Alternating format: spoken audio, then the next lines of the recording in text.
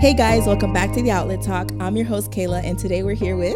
It's your boy, Cody Cash. So tell us a little bit about yourself, Cody. So I'm from the South Florida area. Currently in my third year of law school, trying to get to it. I want to do civil rights and kind of, work on the impact that the justice system, or the criminal system, as we actually like to call it, has on our community. As well as I do a couple things on the side. I like to trade. I like to teach financial literacy to people. Nice. I'm working on a program. I actually didn't tell you about this. I'm working on a program with prisons to work on reducing the recidivism rate by teaching them new ways to provide an income for themselves. Not just, hey, go fill out an application and figure it out, because, we don't get hired anywhere, especially as felons. But more, how can you figure out, hey, here's e-commerce. All it takes is you build a store on Shopify and it's run on your own, or hey, this is how you trade. You open a broker, throw $20 in there and just do what you can and figure it out. I like doing stuff like that, as well as I make music. Period. Yes. Tune in. You can find me on all music streaming platforms, Spotify, Apple Music, Tidal, YouTube, everywhere. KOATIE, KASH, Cody Cash. Same thing on all social media platforms. I'm one of the few artists that actually has their names on all the social media platforms. Okay, good. Shout out to So it's easy. Being unique. Being easy to find and being a jack of all trades, that is amazing. I mean, blessing is a blessing. And it's That's all I can say. The crazy thing is, I think it's beautiful because it's very rare that you see Black artists being so involved in so many different ways, and even just pursuing law. I think as a Black man, I think that's so commendable. And I'm like, no, that's I'm like, no, I need you to finish law school. I need to be like, listen, I got a lawyer, my friend Cody. Yeah, listen, Cody Cash, he gonna get you right. We're almost there. Honestly, I already have friends that call me and they're like, hey, Cody, can I run this by you? It's like, what are you trying to? Can you pay the retainer? Let's talk about that first. But no, I'm really thankful for the position that I'm put in. I know my parents didn't really have the same opportunities. And so the fact that they were able to build, and I'm not starting at the starting line like they did, and I'm starting a little bit farther ahead, I'm thankful to them for being able to do that for me, so I can say that I do what I do today. Oh, that's awesome. Thank you. Thank you for sharing. Okay, so I like to start with a little icebreaker. I want to break the ice. If you could choose anywhere to travel right now, where would that be? Okay, so, and I'm hoping to make this a reality soon too, Japan.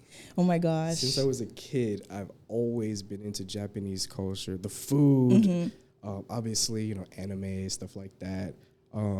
And then as I got older, I started noticing that they're very, very into hip hop. Yeah. And their street culture and fashion. Oh my gosh. Yes. One of one. Yes.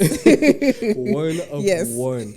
And so I told myself that's going to be my bar trip. Usually law students, when they graduate, that little space of time in between starting your bar prep and that graduation, they take a trip to kind of celebrate their journey through everything. And so I'm planning on doing that. My mom has always been, or not always, but she would travel, we're Caribbean, so we'll go home and that kind of thing. But she's never really just been outside of the Americas, really. And so she's in her 40s now, and I'm like, hey, you took care of the kids and stuff. It's time to start doing you. You still have a life. You're still a human. So I want to take her with me to Japan. Oh my gosh. That's going to be quite the trip. No, you have no idea. And her and I were on the same wavelength when we travel. It's all about food. Oh, that's going to be so awesome. You have to vlog that. No, and literally, I definitely need to. And post that somewhere. I don't care where it is. Just post it. It's definitely going to be a nice little trip. But yeah, Japan, I definitely have to get out there and see what it's like. That is awesome. For me, it's Africa. I have to go back home, go back to the motherland, bring me back. And I said this on a couple podcasts ago. I did a 23andMe, and I found out that where I come from, where we originated, was Nigeria. So I was like, I'm a Nigerian gal. I was like, right? So I was like, okay, that's so cool. I would love to go to Africa, and I feel like something is there for me. It sounds crazy. Everything is there for you. Right? Because that's where we were originally, before the colonizers came and just ruined everything. But I have to go back home. Have to. I want to go back for the food, for the culture. And I don't even want to go on like some vacation fancy. I want to go and live with the people. I want to walk those streets, go to the markets, talk to people, and like it's Nigeria. Yes, like feel like get a feel of that. So hopefully soon I'm able to go to Africa, and when I do, I like heaven is here, and like Africa is like right there. So I'm like, that's definitely I have to go. Okay, so I have a question for you. 23andMe. So, with our history, it's a little hard to trace things back. Yes. And so I personally have not been able to trust 23andMe. Really? I've had family members do it, and they've obviously shared the results. And so according to 23andMe, we're from Togo. Okay. But how did you get yourself to trust that kind of process? Especially with, it's not black owned, it's not black run. Yeah, no, so it's not. So you're giving your DNA to whoever. Yes. Please. So at first I was sketched because a lot of people have told me like, girl, like they have your DNA. So what if they like plant it at a crime scene? I'm like, wait, what? That's crazy. I was like, imagine like that's actually insane. That's like next level. Like next level, right? So that's what got me scared at first. And then I was like, hold on, let me go and let me just try it out. So in the whole like selecting process, you have the option of allowing them to keep your DNA for further research or like destroy it when they're done for the sole purpose of you giving it to them. So I hope so. It's in God's hands at this point. The Lord knows. I was just trying to I wanted to trace it back because I hear so many different like things. Yeah. And my last name is Lewini, and that's not like your traditional. That's not common at all. Not common, and it's not your traditional Haitian last name. So I was just curious. Oh no. Because literally Haitian last names are like you can tell like Pierre, literally Pierre, Jean Baptiste, like Jean Baptiste, like you know if that person is Haitian, right? But every time like someone, if you don't see my face and you see it on a paper, Kayla Lewini, you're thinking a white lady's gonna come in because Lewini or a European, like European, exactly. Yeah. So when they see me, they're always just like, Kayla Lewini. I'm like, yes, you never said it's me. So I was like, let me do some research. And it seemed accurate to me because, why I say that is because it kind of like goes back to the Atlantic slave trade. Right. And it kind of predicts where I was dropped off after the slave trade, if that makes sense. And so it put two places, which was Haiti and the Dominican Republic. And when I asked my parents, it lined up with their knowledge of history of their life. And so they're like, you know what? Yeah, now I think about it, my so-and-so great grandmother said that we did have family in the Dominican Republic. And so then I'm like, okay, so this is accurate. Like, and I gave it no information so that it could just do its thing. Yeah. All right. But, and it's like connecting me with like a bunch of cousins, and I'm like, okay, from who? But all those cousins on 23andMe are the Hispanic side or wherever, I guess you could say. No. Exactly. So I'm like, I don't know who you are, where you been. It's interesting though. Yeah. Wow. So it's not necessarily pinpoint accurate. It's bringing our records together. Exactly. I could trust that. Yeah. And then it's like based off of DNA too, of like what could possibly be entered in with, because it's, unless you're like from, and even when you are from your native country, right? There's still so many things that's mixed in because of the slave trade, and because there was different people from Europe that habitated or came there and like killed off all the native Indians that were there. Use the word habitated. Yeah, let's keep it how it is. Yeah, colonized. Yes, colonized. Enslaved the people that were there and killed them off. Get you canceled. Please don't cancel it. I'm sorry, guys. No, but that's the truth, right? Like that's history. Let's not deny what actually happened. Let's not erase it. Yeah, like they're trying to do. Exactly. So let's be upfront. No, they colonized the Caribbean islands, and so it got mixed in. So there's no native, original, like the people that were from that country, the indigenous. Yeah. Exactly. There's no more.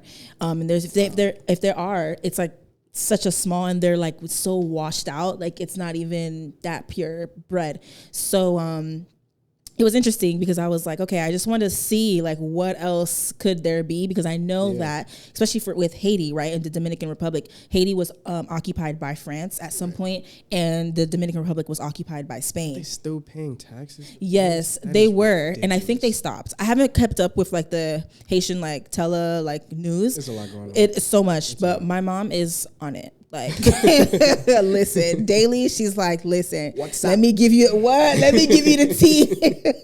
So I was like, can we give it a break? 2 seconds. Yeah. But I mean, you know what? I'm not faulting her, because it's time that we start taking initiative and learning about our history and realize and remembering the truths about our history, because we're told a lot of information.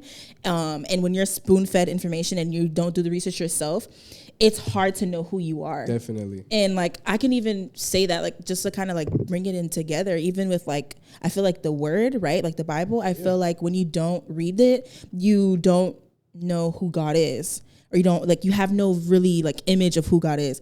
So in that same way, if you don't do your research on your own history, you're not going to know who you are, where you come from, because prior the colonizers came, we were originally like indigenous people. Like, they were actually Indians that like lived there, and they were successful in their land. Their land was producing so much crops and goodness.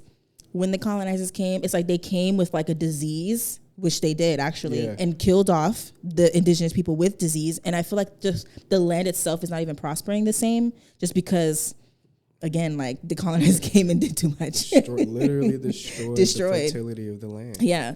They just kill everything in their path. So that's what got me to be curious about it, because I was like... Had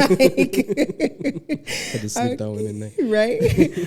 I was like, yeah, let me just figure that out right quick. And it was pretty cool, interesting to see. I was hoping that it said 100% black, because I was like, nah, like 100% black. So when I saw a percentage... Even though it's not a great percentage, because I feel like if my parents do it, they'll probably have more percentage, because it gets less and less. Right. But even that little percentage, I was like, no, I rebuke this. Was it like 0.2 or something like that? No, I wish. It's like 10%. That's a lot. That is, like, I was not ready to, like... That would have gave me nightmares. Cold sweats. Literally 10%. I was like, what? No, I was not ready for this. No, that's crazy. I wanted it to be like point something, but no, I was like teardrop, like crying. And everybody's like gloating. Yeah, I'm European. No, guys, no. I want to be 100% African. I want it to come back with all the roots and 100% black. Yeah, you know, I find it so important for us, like you were saying, to kind of figure out our backgrounds and stuff. So I'm glad that you did that. Yeah. And I hope that more of us, if not through 23andMe, some sort of history, pictures, stories, whatever you have to, we learn more about our history, and we realize, like in your case, we're not only just from here. My family wasn't dropped off just here. Exactly. It's also here, and here, and here. And we all had different forms of our experience with slavery in these different countries, right?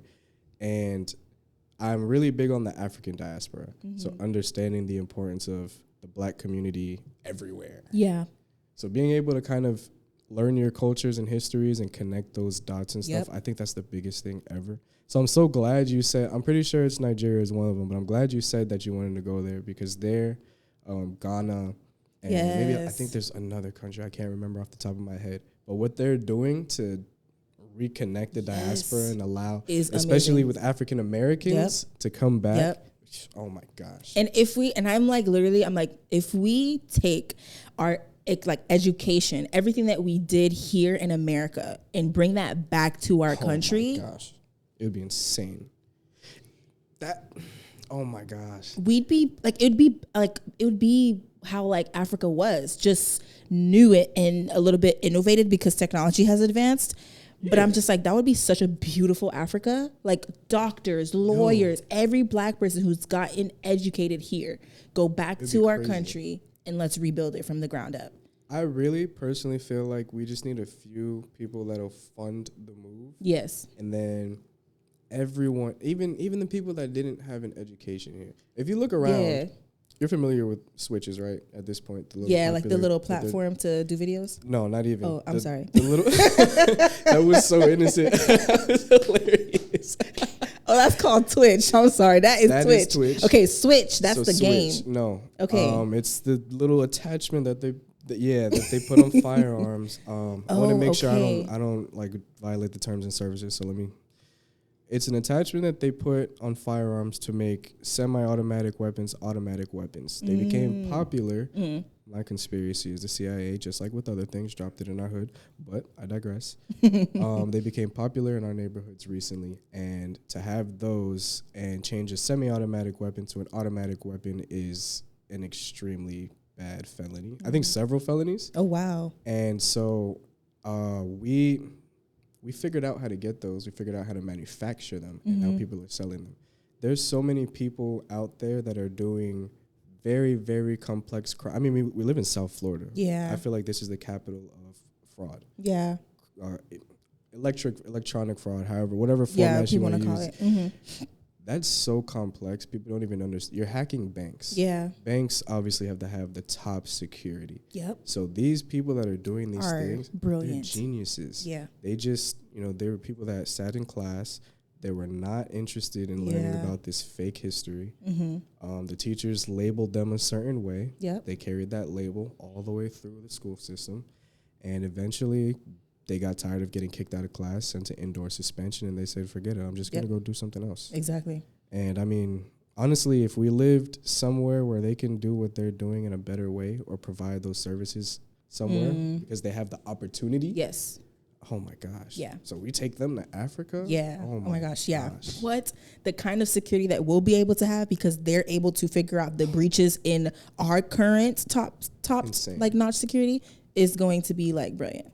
I kind of feel like that's a microaggression against us too, because like when these other cultures and communities end up hacking these banks, and man, when I was a kid, for anybody out there that played video games, there was this group of little nerdy white kids that played called Lizard Squad.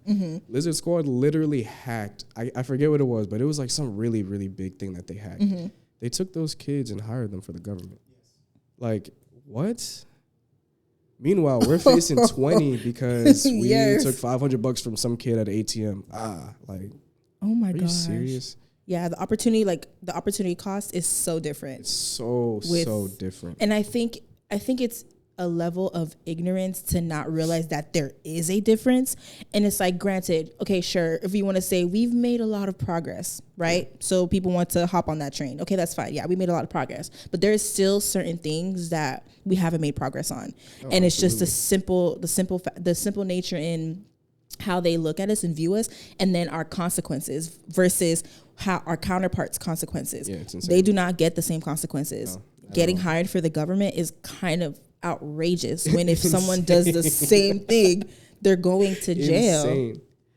No, I'm so sorry. No sense at all, but that is, and that's what scares me about it, the idea of progress and everybody being so celebratory about, first of all, I think our progress is subjective.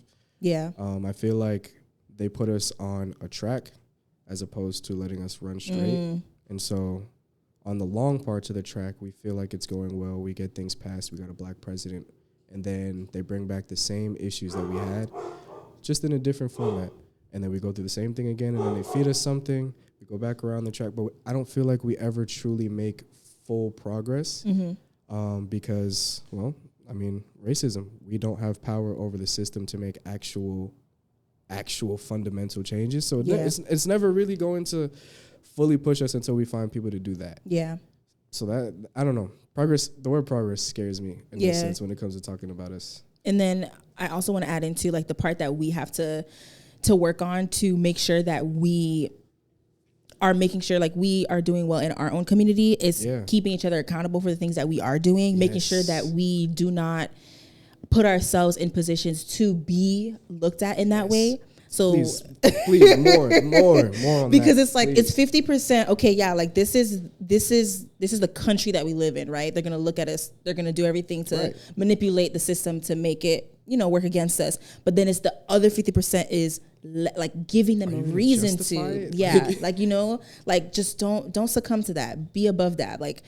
Go to school, get the education. If you don't go to school, that's cool, but do something better. Don't give them a reason, right? Educate yourself because you don't have to go to school to be educated. Right. You can learn from reading books. You can watch YouTube videos and go to seminars, go to conferences. Do something, please. You're giving them. It's like you're giving them like fuel to continue to keep this cycle going. And that's the part that I'm just like, okay, we have to sit down as a community and we have to be able to like give each other the pats on the hands and then come back out in the community and do better. And then the other 50%, like that'll deal with itself if we get together and come together as a community. Because we are kind of divided when it comes to like the Black community. Divided. And I think that's something that we have to be honest with ourselves too. We are really divided. It's like there's 3 groups I like to say. It's like there's the Black Americans that, you know, came to the Americas after the slave trade. Then there's the Caribbean people. We were sent off to our, you know, different respective islands. Yep. And then you have Africans. Actual Africans who are like still there. And so I'm just like, okay, there is a great divide. Because I remember like growing up, if we started to act like, you know, a Black American, it's like, why are you acting like that? Like, no, you need to, don't forget where you come from. It's just like, we're all the same thing. That's when you start twisting your hair, or you start listening to rap, or you do the fashion. Immediately, so you're American now? Exactly. Okay, cool. Exactly. And it's just like, we need to let's not divide it. We are the same. Because at the end of the day, you think the police is going to be like, you Black American, Caribbean, or African? No, you're Black. No, they look at you like they're not asking any of that. When you go to the bank, you think they're going to be like, okay, wait, Caribbean? Is that a Jamaican flag in your no, they don't care. They don't care. Literally, they do not care. They see Black as Black. That's it. So I think we should keep that same mentality. And one thing I do like look out in other different like cultures and races outside of the Black community, they're together. They live in like in unison. You cannot badmouth their mama, their daddy, their sister. You can't even badmouth their country without getting it. So I feel like in that same way, we should be like that with each other because we all came from the same place. You know who I really, community-wise, would like us to model our communities after? The Jewish community. Yes. The Jewish community is such a strong collective. It's insane. They employ each other. Yep. They house each other. They put together funds to send each other to school and get their higher educations because they're going to come back and add that to the community. Yep. And it's like, duh. Yeah. Why didn't we think of that? Oh, wait, we did think of that. And then they burned down the towns that we built. Yeah. So now we got to do it again. Yeah. Twice. Yeah. Several times over. And you know what? That's true. And I think, am I going to get in trouble for saying this? I think that if... I feel like society or just whomever is in control of this at this point. I want to say the enemy at this point because the enemy truly, if we were to put our head together and they did not burn down the cities that we were constructing, we'd be way, way, way too powerful, way too educated because Black people got thick skin. Like they love to, you know, make that known. Oh, you got thick skin, you can handle it. Okay, yeah. But let us build this thick skinned community. Exactly. And it would bring fear to everyone. I think there's a fear of us overtaking. And even to go the extra mile is doing back what they did to us. I think of course. There's a fear there too. Because if we all did that, I think they'd like pee their pants. Like they're just like, wait, that's why they're scared. That's why you can just blink too fast. They're like, it's like. And so this is why, okay, so this is more towards the music industry, but this is why in our community they find people that they can have kind of as sellouts, that they can sell an idea, a vision, a concept to, that they know this person's influential enough so they can take it back to their communities and they'll go crazy with it. Like drill music is ridiculous. Yeah. Drill music and the rise of drill music is ridiculous. It's literally just dissing dead people's neighborhoods, dead people, and then telling them how you're gonna go back and then kill the dead people's other people, and it's just like, what does that do for us, for our community? But the most popular artists and the labels that they're pushing are these people that push that kind of image, or the people that push the drugs, the pills, this, that. It's never anything clean, and then the ones that are clean, they get shelved. They get put up so nobody can ever hear from them ever again. You know, we'll give you a budget, but we're not gonna help you, so now you're in debt. And hey, buddy, sorry, now we're gonna drop you and oh, but he has such a good potential. Message. Like, nope. Get him out of here. Such good potential. You got a Glock? Yeah, right? Right? You said Glock? We'll take it. You're going to rap? Okay, yeah. But rap it right about the gun? Okay, yeah, we got you. But yeah, because, like, and that's where I'm like, okay, our unity really needs to get figured out in that sense. And we do need to have those accountability talks. Because if you're, which this does also, like you were mentioning, kind of go back to what they did to us. Yeah. We're coming from communities and areas where we don't have anything. Yeah. So giving up that opportunity of being handed $1 million check in your hands that'll immediately change you and your family's life is really hard. Yeah. It's really hard. And I understand that. But there's people like Jay-Z. I don't want to use just him as an example, but there's people like Jay-Z with the mindset of, I'll put that to the side because I know that'll set us back. Yep. And I'll take the road less traveled. Yeah. I think is the phrase. Yeah. And those are the people, or that's the mindset that our people need to kind of adapt. And if we want that sort of united vision for us to have the progress here, I think we need to kind of figure that out. Yeah. And then to add in a question so that we can like dive in, because we've already like kind of dived into our current, right? But so let's bring in like some mental health aspects. What do you think, right? How do you feel like the topic of mental health, depression, those kind of things have been, or why do you think it's been a taboo kind of thing for our community and culture? I think that it's just been always, it's like what you were saying, we're the thick-skinned people. Yeah. So everything from the moment we were forced to be on a boat and taken to a land that we're so unfamiliar with. Yeah. We've been forced to just deal with it. There's no room for complaining. There's no room for sitting down and feeling sorry for yourself. We've always been a community, I don't want to use the word race. We've always been a large group of people that have had to just figure it out. Yeah. Wow. Crying, it's acceptable to an extent. I think that it depends on the households that you come from, is your perspective on being able to be emotionally available. Yeah. The importance of having two parents in your household, you get the duality of how to deal with it. Especially as a black man, a lot of us, we don't have a father figure in the household. And I'm an example. We tend to grow up and have authority issues. Those authority issues end up leading us getting into trouble on the streets. And then now we have a record, and now we can't be home for our kids, and now we're just repeating the cycle. So I think that it's definitely, it's something that needs to be talked about, but it's also something that it's been suppressed because we've never been able to figure out how we can have a healthy household. Yeah. We've never been allowed to have a healthy household. For example, if you look at the old 80s and 90s sitcoms where they do have the two-parent household, it's solid. Good Times, The Cosby Show, stuff like that. You see how educated the kids are. You see how like well-mannered they are. And then you have the single-parent households where, the kid hates the dad or the girl hates the mom. And you're never going to get those certain principles that you can only get. And I'm sorry for all the single moms out there, but this is just the God honest truth. Yeah. You cannot learn how to be a proper young man, especially a black man, from your mom. Yeah. And just that we have to have those talks. But again, it goes back to the same thing you were saying with the slap on the wrist and accountability. Can you look yourself in the mirror and say, I messed up. And I know how to fix it, and I need to take action towards fixing it. Yeah.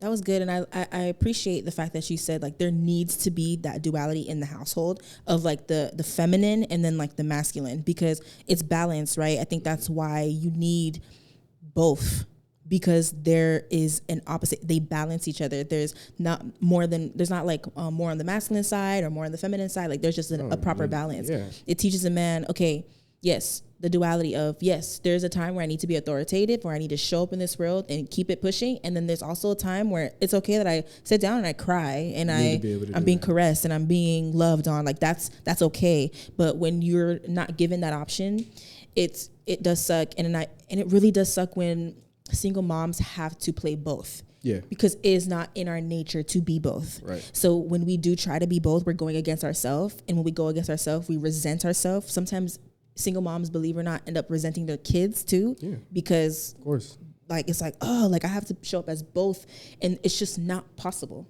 to show up as both. It's literally it's exhausting. It's exhausting. And so you're tired. You're trying to pay bill. Like you're doing something that like innately we were not created to do that. We were not created to be a provider and a nurturer. That's just not what that is. So when you're pushing and doing both, your child is going to have a neglect of something because it's just going to filter into one. You can't do both. That's just the reality. That's why you need two, right? So I think that was very beautiful, but beautifully said. And you also mentioned the fact that we never got the time to actually like realize what was happening to us.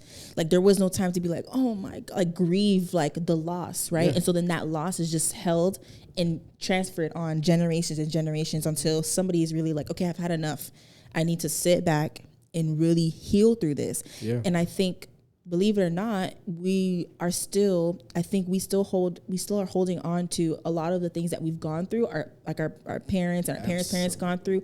Even today, there's certain battles that if you find as a Black man or woman that you find yourself in, it's not your battle. It's a battle that came from a long time ago. And you're finding yourself trying to fight this.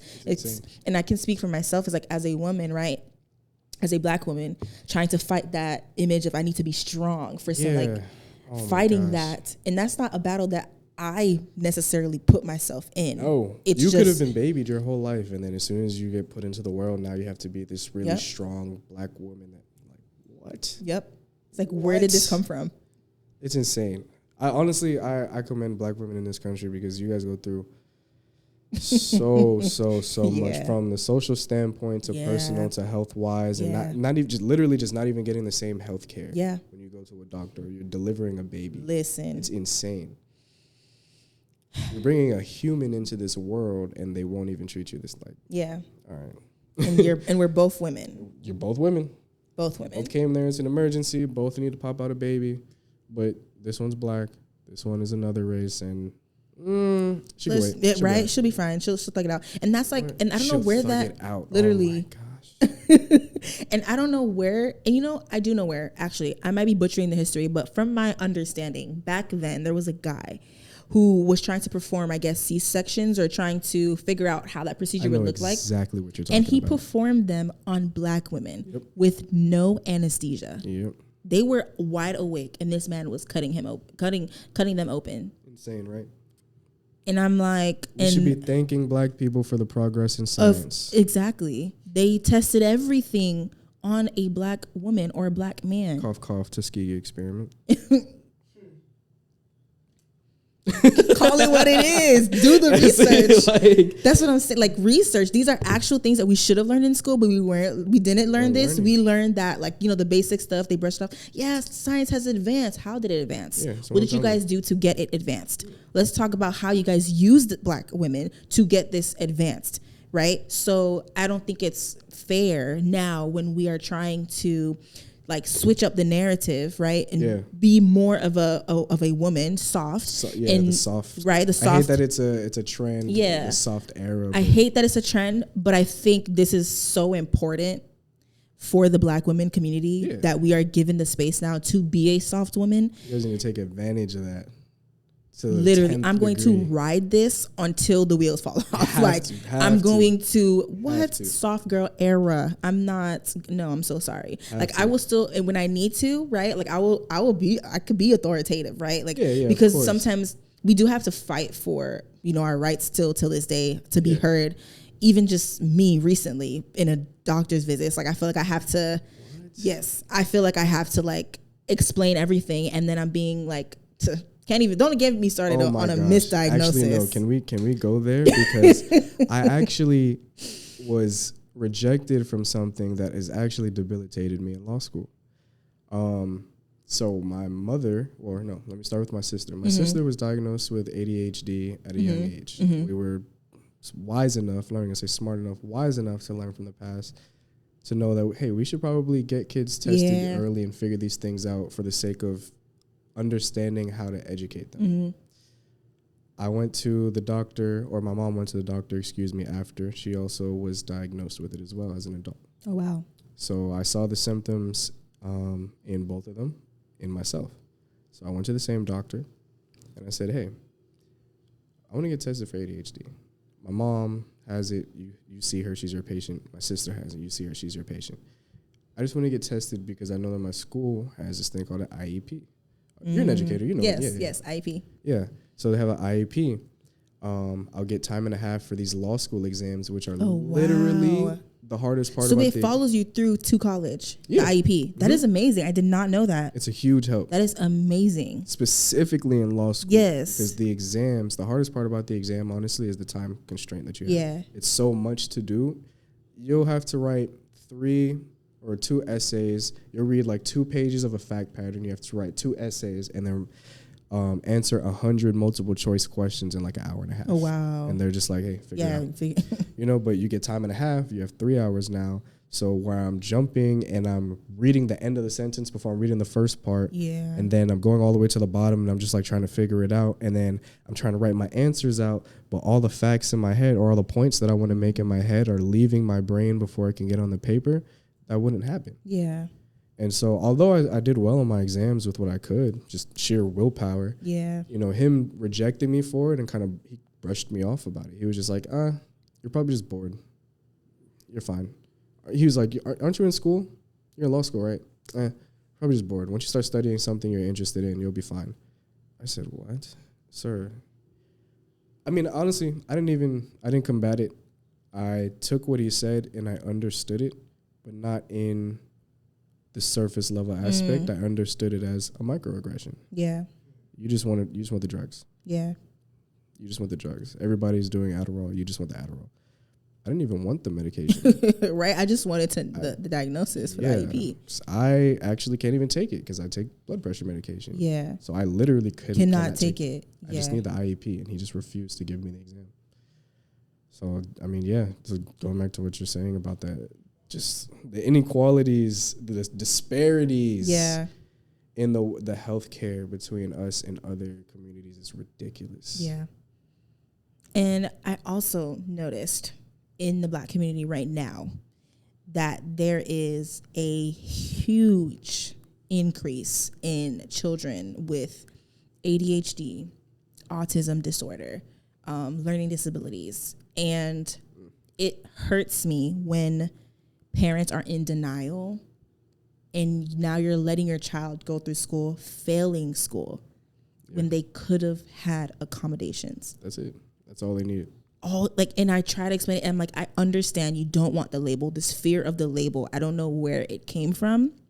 Oh my gosh. I'm literally going through that and I hate to jump around. No. You want to get into a good story. But I hate that because I'm experiencing it with, I had mentioned before my stepfather's Haitian, so his side of the family is Haitian. I'm experiencing that with them. Not to get too deep into myself, but I have a family member, a close relative who has mental health issues, and every once in a while he'll have episodes and kind of have a crisis. And they're literally keeping it on the wraps. They're refusing to even talk about it. They barely even wanted to take him to get diagnosed because of the stigma that I would have and how they would look to the other Haitian families. And I'm like, don't you want your kid to be better? Yeah.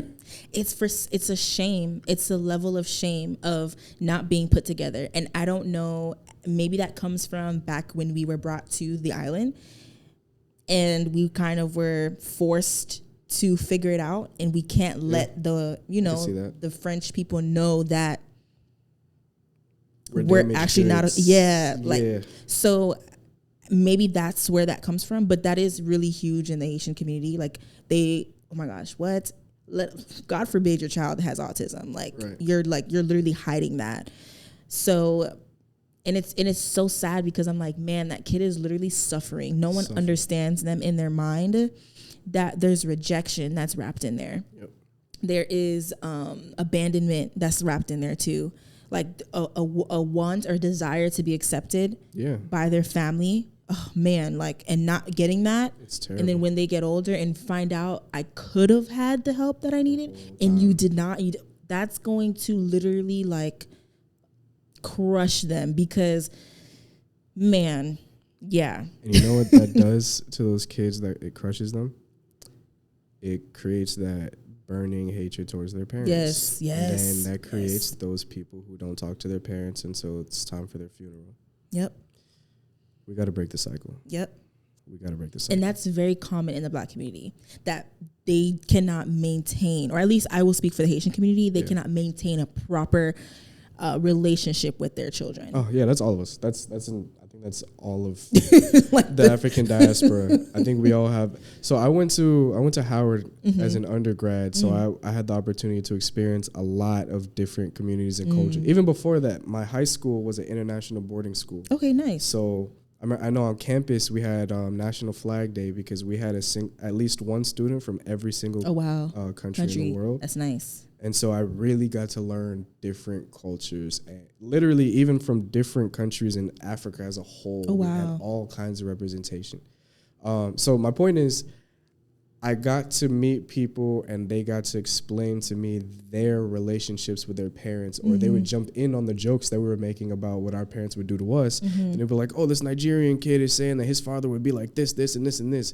Oh, this Jamaican kid is saying the same thing. And now the Trinity kid's like, me too. And the kid from Maryland's like, yo, me too. It's insane. Yeah. No, our families, we definitely have that issue with I don't know what it is. I don't know if there's like but part of me, I'm like, part of it is like they don't want their kid to grow up. Then another part of it, I'm like, what could it be? And I'm still trying to dissect that. And I've talked with my therapist from time and time again about it. But we're at the point where she's just like, okay, we got to move on to other things in your life, because if we stay on this, we'll be here for a long time. Like, if we keep talking about your parents, we'll be here for a long time. She's like, we're gonna shift the focus because, and it's true, because it's like. Our parents did everything that they could, right? Everything that they could. They did the best that they could. And when you learn to accept that, you create room to give them grace, to forgive, and help to mend that relationship. Yeah. But I think what also is tricky, right, is the accountability part. I think a lot of kids are waiting for the parents to take accountability for the things that they did and didn't do. Because it's not about what you did to us, but it's about the things that you didn't do as well. Sure.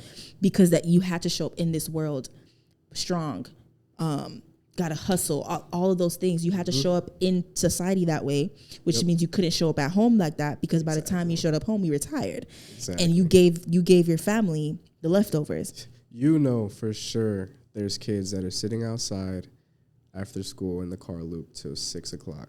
Yes, for their parents to come pick them up. Yeah, I mean, I was one of those kids for sure. Yeah, no, I know this because my mom, I usually call her on my way home from work or something and check on her, how's your day or whatever, and she'll be walking out and she's on the phone and she's yelling, "Hey, so and so, what you doing still here?" It's 6 o'clock. Yeah, you should be at home. Eating shower, eat, doing your homework, and you're still here waiting because your mom or your dad, only one of them, is going from work, and there's nobody else to pick you up because it's the only parent. Exactly. Coming back to pick you. And it's like they're doing their best, but it's just, you're just not here because you got to be your best there. Exactly. And so it sucks. And it's like, again, like you said, this just ongoing cycle. And then if you don't actively know this, that, okay, in my childhood, there was a lack, and it's going to transfer into my life with my future kids. And if I don't intervene and break that generational like pattern, then it's just going to continue. You have to be like conscious. You have to be aware. Self-awareness is so big now. Like, I'm becoming to understand, okay, how important it is to be self-aware of myself and my actions. Like, even as a teacher, like realizing that my words, I can make or break this child right now. I can either build them up or I can tear them down. In my words, in my tone. If you ask any of my students, I've never yelled at them like, you need to be quiet or sit down. No. It's not effective communication. It's not. Because if I want them to communicate to me properly, I have to communicate to them properly. I have to model the behavior that I want to see in the kids. Because at the end of the day, they are children. Yeah. Right? And so with our parents, they didn't model the behavior that they wanted to see from us. So we got consequences for not showing up as the kid they wanted us to show up as. You want to know without a model? You want to know what they were modeling? Slavery. Yes.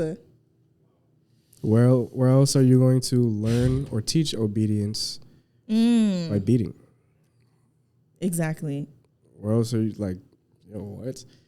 Where else are you going to learn that your value comes from how people perceived you from the outside when you're dressed. Why do you think our Sunday best has to be our Sunday best? They were putting us on a stage and, yo, you better cover up all those lashes. You better not have no attitude. We're going to give you a nice little haircut.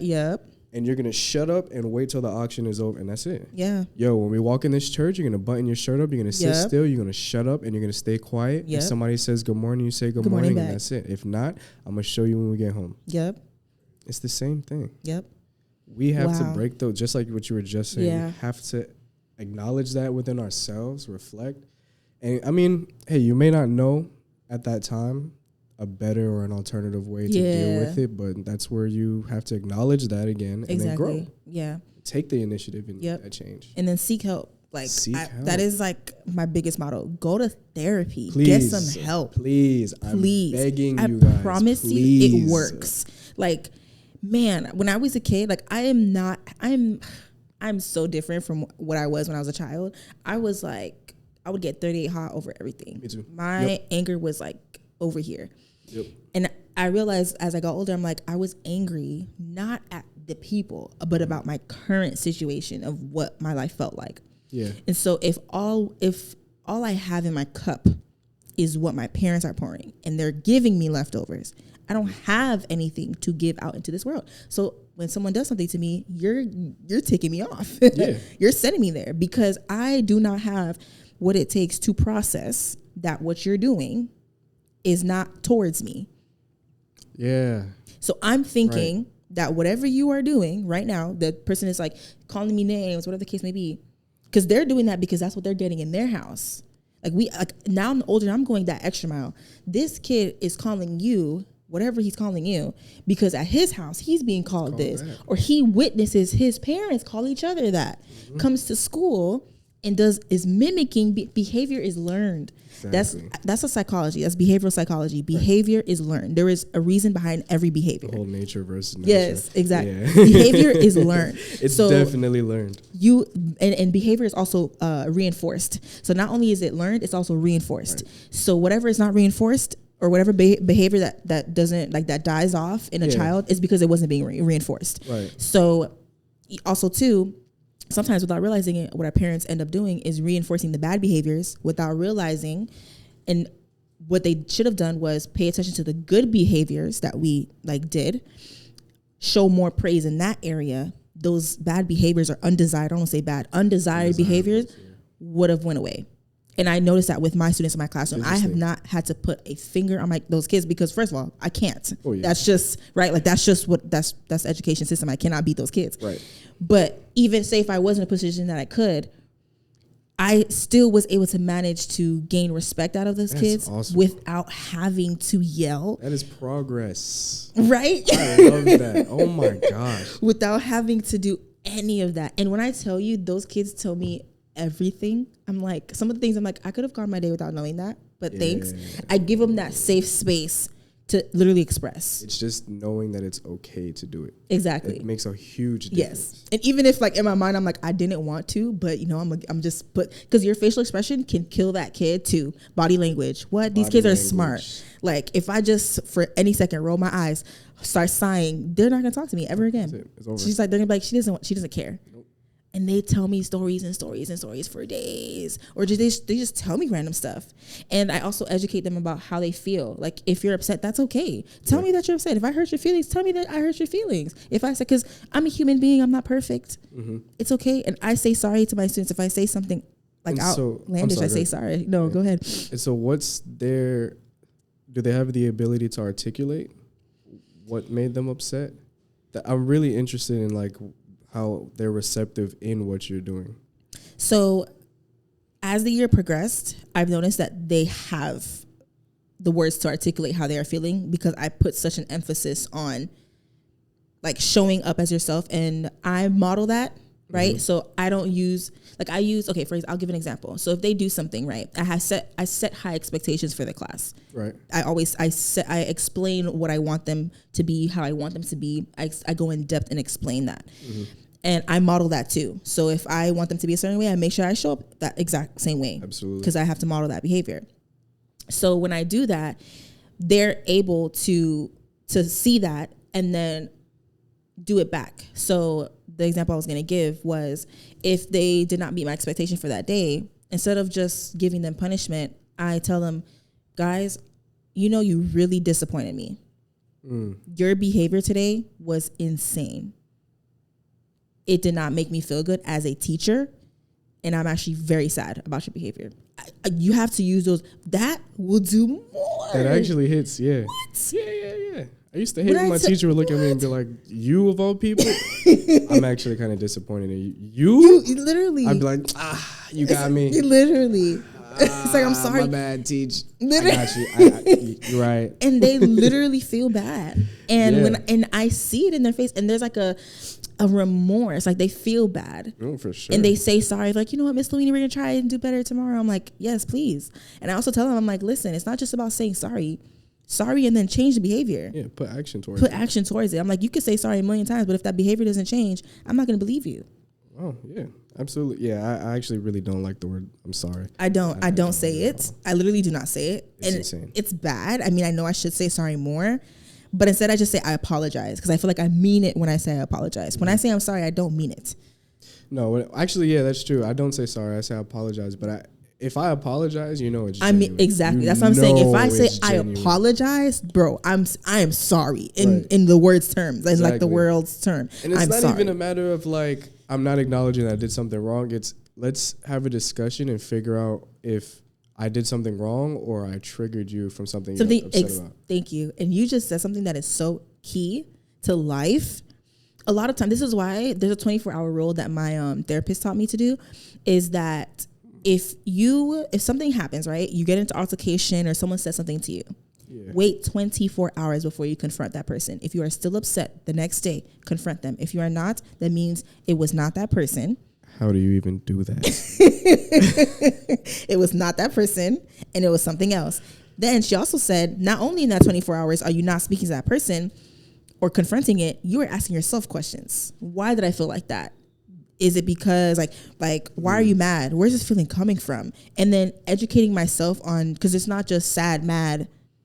That's those are not unhappy. Those are not just the three emotions. There's embarrassed, disappointed, let down. Like there's so many different frustrated, exactly. Things, And so I asked myself, like, what is the emotion that I'm feeling right now? I feel frustrated. Okay, why do I feel frustrated? Why did that trigger me?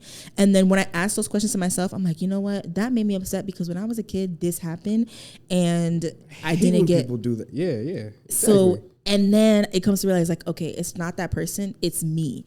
Because that person, and then when I think about the nature of that person, of who I know that person to be, if they're my friend, I would assume, if you have friends, you're going to make sure that friend is someone that you feel safe with, that person is caring, that person has good attributes that you can. Yeah, exactly. Yeah. And so if I vetted this person and they're my friend, that means they are not going to intentionally do something to hurt me. Right.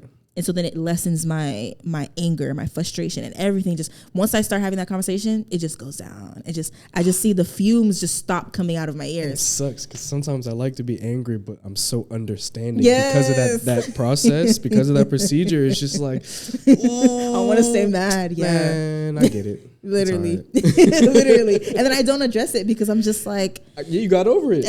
By the time, it was 24 hours. I'm like, whatever. And then when we accept, that's another thing too. When we accept people for who they show up as today, and not who you want them to be, you will live a much better life. Stop putting giving expectations to people you know aren't capable of meeting those expectations. Accept them for who they show up as today. Yeah. If I have a friend and I know that when it's, for example, when it's my birthday, that I'm not going to hear anything from them, but then I know that they love me, right? But they're not going to send me a long paragraph. They're just going to tell me happy birthday. You might get a happy birthday. Right? Yeah. I accept, that's my friend, right? I have to accept that person for who I cannot expect them to send me a long paragraph if they've never sent me a long paragraph. And so when my birthday comes around and I don't get a long paragraph, I can't be upset. I have to accept that person for who they show up as today. And that means more. Because when you set it, and it's hard because we have needs, we have wants, we have desires. Yeah. But I also think when your needs and desires are being met by human beings, you're going to be disappointed a lot in life. Oh yeah. Oh, for sure. And it's bad. I need to work on this, but I definitely walk into things with it's gonna fail type of mindset. But it's more with people, not situations. Okay. It's more I know you're probably going to let me down, so I'm not even going to let you get me this hype about you. Mm-hmm. And then hopefully, you know, they exceed my expectation. Yeah. Now I'm like, okay, great, cool. But I'll stay. Hey, I will start at the ground. I know. I do the same thing. I do the expectation list for people is here. Like, I don't expect you to do too much because I don't want to be let down, right? Yeah. And that, but for me, that also stems from like I know where that stems from. That stems from like childhood. It's just trying simple fact to be of accepting and whatnot. Yeah. Exactly. Yeah. And then the other part where it's like constantly being let down by family members, siblings, whatever the case may be. So it's like, I'm not going to put my trust in a stranger, even though that person's my friend, if my own family let me down. There's that part too. Exactly. So, man, like, there's so many things warped up around insane. Everything. It's a problem. And yet, none of it wants to be addressed. Exactly. Never. And I think it's important that we're addressing it. No, so I have a question. I know this probably wasn't on our outline, but have you gone to therapy? What did that look like for you as a Black man? Is your therapist Black, white? What is it look like for you? I've always been a big mental health advocate, but I had never taken the step for myself. Yes, partially because I wasn't sure if I was ready yet. Mm-hmm. I didn't know what I wanted out of it. I just knew I wanted to go. Mm-hmm. And so I needed to wait until, not necessarily the perfect time, because I think the perfect time for anything is now. Yeah. But I really wanted to go into it when I knew or I felt that, okay, it's time. I've had enough experiences. I'm getting to a point of transitions in my life. I need help understanding these things. And so I had pushed my mom to do it, and she was doing marriage counseling, and then she split off from that, and she does the marriage counseling, and now she does the personal counseling. Kudos to your mom, because that's the first adult that I think I've ever heard is going to therapy. Like, mother or father, you know, like, that's amazing. And she was born in 79, so she grew up in the 80s and 90s. Mm-hmm. You're not going to therapy. Yeah, literally, right? Like, what is therapy? You're not going to therapy. So, and then she, with that same kind of mindset, and perspective on it, she also looked down on it, and then she was like, your generation is trying to make the whole therapy be as cool now to, hey, so what do you think about this lady being my therapist? She's not Black, but, and even that was a bigger step to me for her, because she got to a point where she was like, okay, it doesn't even have to be a Black therapist, because everybody's like, I need a Black woman because I'm a Black woman and nobody else is going to understand and this and that. The lady's Puerto Rican. I don't want to say she's Afro-Latina, but I recognize some of the Afro features. Okay. I've never asked. I just felt like it's not my place. But I recognize some of the features, so I'd assume. But now she's my therapist. My mom told me how well she does. And she was like, oh, and she knows Black people, and she's from here, and this and this and this. And as soon as she told me, I was like, diaspora. Yeah. I could rock with her. So I met her, and the conversation for the first session flowed amazingly. I've only been here for about 2 months now with this lady. Oh, wow. And yeah, so I'm new to it. Okay. Anything that I did in terms of mental health was on my own. But I did a lot of work, a lot of self-reflection and like personal development and stuff. I take that stuff really serious. But I think what got me to the point, like I was saying, I wasn't sure if I was ready, was I was kind of like, okay, I know these things about myself. I think I know that these are my core true beliefs and values, but I don't know what to do with it. And so I was kind of like at a wall, and I was like, all right, it's time. And like I said, she's Puerto Rican, but in our first conversation, she brought up the diaspora and how we all do kind of have the same experiences growing up, and we have the same traumas, and we're repressing the same things, and we're avoiding the same conversations and stuff. And she kind of gained my trust from there. So for me, awesome. Yeah, she's awesome. She's amazing. So for me, it's been an interesting road. We haven't delved too deep yet. She's kind of been doing her like diagnostic sessions. But we've hit a few things already. She kind of noticed a few patterns and things. And so the biggest thing that I'm working on is putting up boundaries. Yes. Because for people like us who are the first gen Americans, is that how it goes, right? Yeah. For first gen Americans, where I don't know if you had to go through this, but you had to like translate documents. You have to do your own like FAFSA. You have to do all this adult stuff at 9 years old. Yeah. You know, these types of things. And so you become the kind of person that like, and then when you mess up, it was like you were saying, they reinforce the negatives or the undesirables versus the desirables. Yeah. And so now we grow up as a person who's seeking that acceptance from other people, and then we become kind of boundaryless people pleasers. Yep. And we spread ourselves far too thin. And although we are good people at heart, it ends up ruining our relationships with people. Yep. So she's teaching me how to put up healthy boundaries, because I'm not entirely financially responsible for my family, but I've gotten to a place where I'm financially stable and I can contribute to my family, and I help out a lot. Like my sister calls me dad. Aww. I literally like helped raise her, and me and her like this, and there's her. I help with my grandmother. She's handicapped, and I do what I can for her. And then also with my mom and helping her, like I was telling you earlier, kind of get into herself. Yeah. That whole kind of thing. And so it's like, when do I pour into myself with all of that going on? And so I think a lot of people like us would learn from those kind of things. But that's been my journey so far with therapy, just trying to figure out boundaries. Yeah. Thank you for sharing and being vulnerable. Oh, and I think like vulnerability, it's a risk, right? But through vulnerability is where we grow. Yeah. Because yes, it's like you're being seen, but at the same time, you're being offered tools to help the things that you need help on. And I can definitely relate to the boundaries. Luckily, like growing up, my parents, like although they were born in Haiti, my mom was born in Haiti but were raised in Turks and Caicos, so she came to this country kind of knowing English. Right. My dad was born in Haiti and raised in America, like the rest of his, you know, like the youth, teenage years, was in America. That's so how my dad was, they know like English, and they got an opportunity to already know like the, you know, American system in a way. Yeah. I wouldn't say that they're completely Americanized, because no, there's still that. That never happens. That never happens.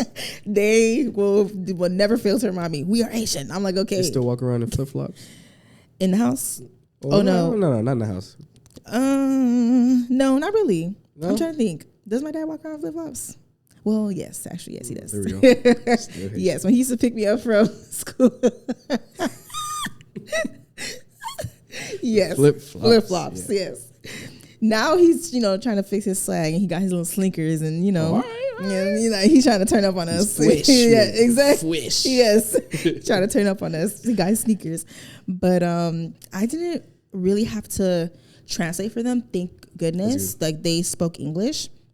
Where most of my independence came from was just having to figure out life, because my mom, you know, had to work, and like she was the, you know, like breadwinner for our house growing up. And so there was the lack of the mother figure in the household. And me and my dad, you know, really didn't have a relationship growing up either. So like, even though, you know, from the outside looking in, people are like, but you have both of your parents in your life. And I'm like, I have both my parents, but it's as if I didn't have any of them, you know? So it's like, and I feel like it's even worse when you have them both and it feels like they're making a choice to not have a relationship with you. I think so too. And so that hurt, like, because it's like I'm looking at you every single day and you're choosing to not. Like, not so much my mom, but more so my dad. And it's just like, if I could add on top of that. So I remember back at that high school I was saying, so I couldn't afford to live on campus. It was 30-something thousand a year. So I was, you know, renting a room from a lady's house. Or whatever. By the way, I moved out, speaking of independence, at 15. What? I did not know that. Had to figure it out. Yeah. So I used to play soccer. I was pursuing a professional career. And so they were the best place to give me that sort of development. So that was the whole goal. And so I remember the American kids, there weren't many black American kids. And so when the American kids met me, the few black American kids that met me, we were coming from different circumstances and communities. Their dads were doctors and lawyers. My mom's an elementary school teacher at a Title I school. Like Title I or Title IX? Title I. Right? Yeah. Title I school. And so it's like we're coming from two different experiences. Different experience, different world, different perspective on money, food. Like I had WIC stuff or food stamp stuff. You guys were eating out at, I don't know, the craziest steakhouse on every weekend. Like, so I mean, big differences. And so the point of the story was there was a conflict that I had with a group of them because they invited me to the movie theater.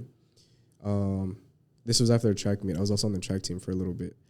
And they were like, hey, come out with us. You never go out with us. And there was a reason. It's because I knew that they didn't see the world the same way I did. And I shouldn't have pushed them away. I should have kind of brought them into my world. But I just didn't feel like expending the energy to teach them. Yeah. So I was like, all right, you know what? I'll do it. Sure. So it's me and a brother from the Virgin Islands. We're the only two Caribbean ones. So we go. He's kind of in the same situation as me. He's like, yo, I'm not even trying to spend that much bread. I'm trying to just go to the movie really quick and get out of here. Yeah. All right, cool. They went to go eat first, and then they were like, yeah, we're going to grab the tickets and go. So they went to go eat.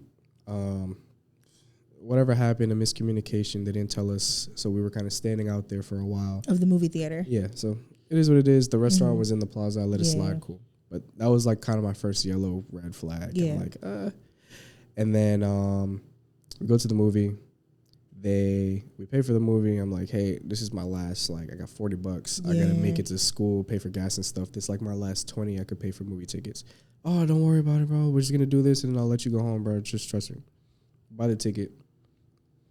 We sit down. They're in the movie for about 20 minutes. A few of them whisper to each other. They get up and leave. Don't say anything. I'm like, okay. This is already weird. I'm not getting up and leaving. I just paid my last $20. Right, for this movie theater. I'm good. For this movie. I'm going to just watch the movie. And me and him are like, yeah. On the same page. Like, we're watching this movie. The movie was terrible. I was so mad. Worst movie. The worst movie ever. So anyway, we come out of there, and I got ignorant. I run into them. I'm like, hey, so nobody's going home until I get my $20. And they're all like, stop playing. Nobody's going home until I get my $20. And then the Caribbean kid that's with me, he was like, yeah, no, y'all need to pay us back for that. Y'all made us buy this ticket because you wanted us to go out and then left or whatever. So one of the kids pulls out a 20 and I snatch it out of his hand. And I'm like, that's mine. Thank you. And I start walking away. So there's this girl, light-skinned girl, 2-parent household, stepmom, dad's a doctor. Doctor's usually on call 5 days out of the week. Stepmom and her don't have a good relationship. She turns to me and goes, you think I don't know what struggle is just because I'm not from the hood like you? You think I have both parents in my house? I don't have a dad in my household either. And I wanted to be mad at her, but I really had to sit there and I kind of just brushed it off and kept walking at that moment, but I really had to sit there and think about the impact that had on, even at a different financial level. It's like, that hurt her. That really hurt. And I don't want to laugh. I don't mean to laugh, but I had no idea. Yes. That they really feel like that. Yes.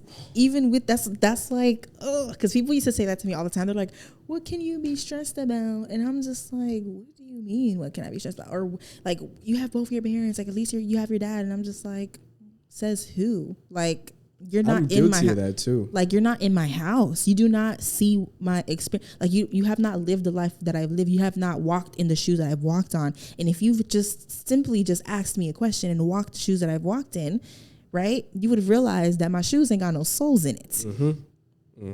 And that I'm hurting. And that I feel every rock along the road.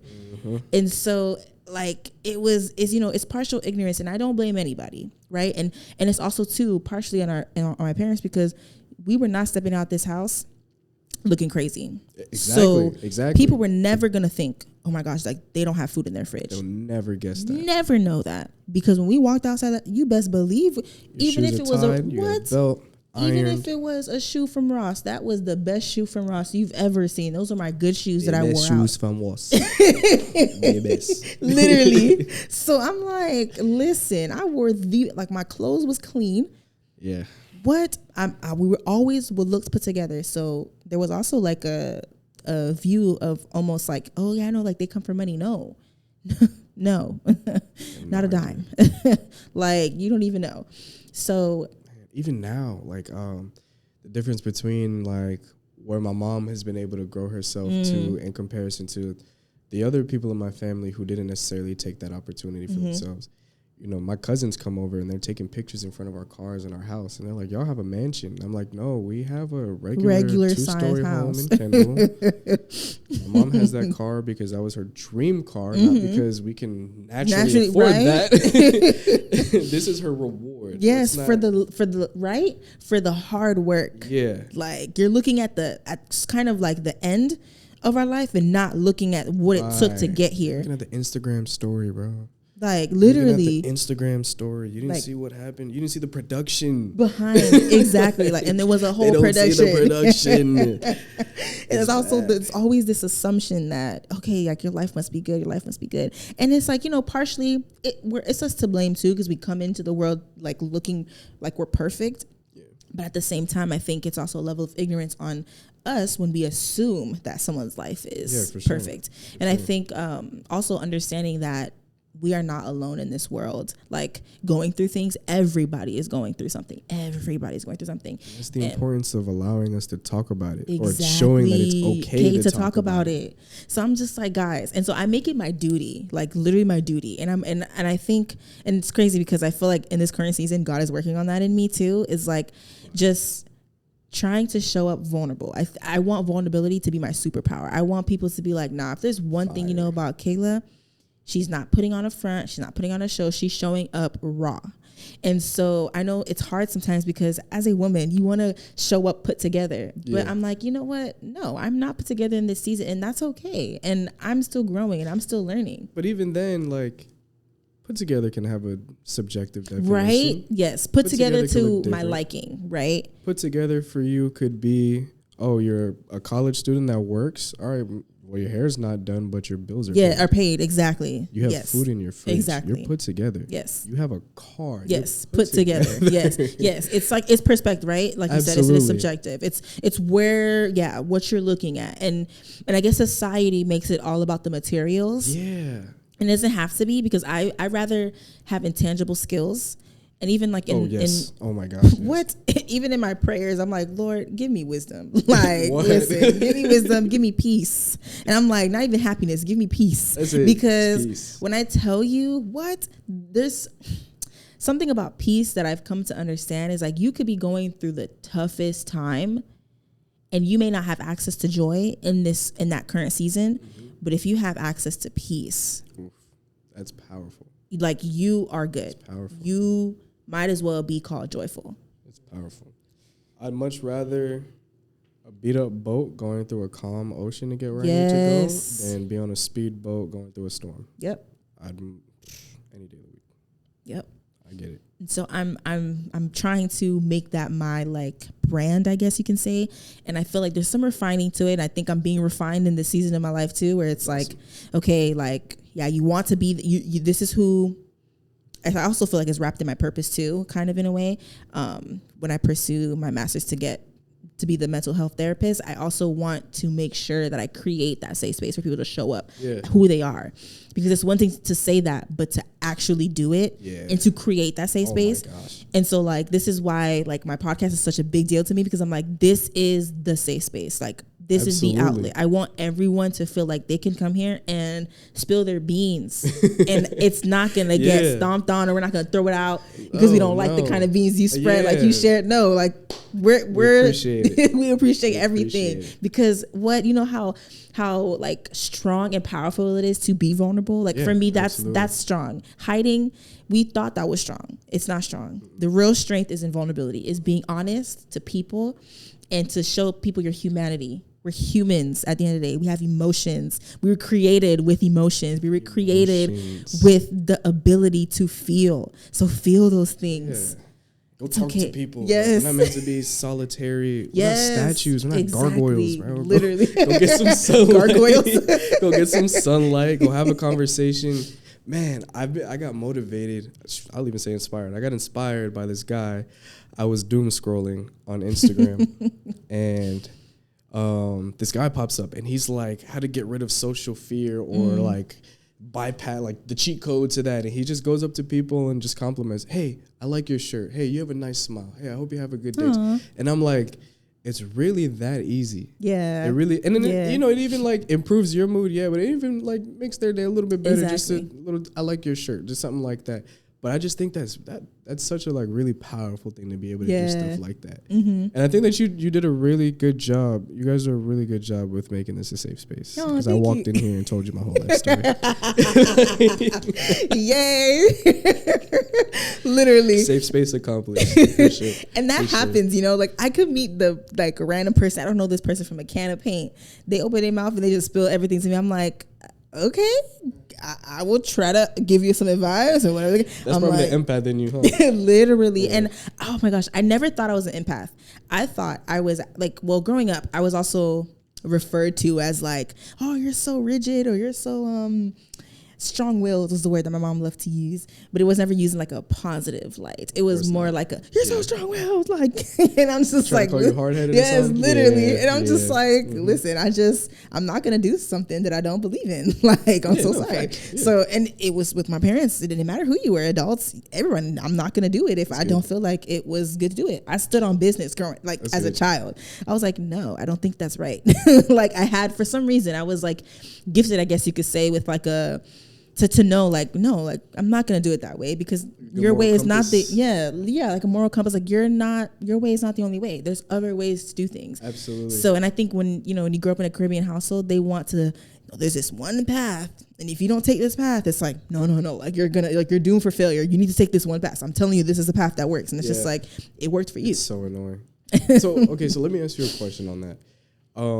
What were your core principles that you were taught growing up, and what are the ones that you ended up kind of instilling in yourself as you grew up to where you are now? Because like for myself, again, the image thing and how you need to project yourself to everybody, and you're a man and you need to be tough, and what are you crying for?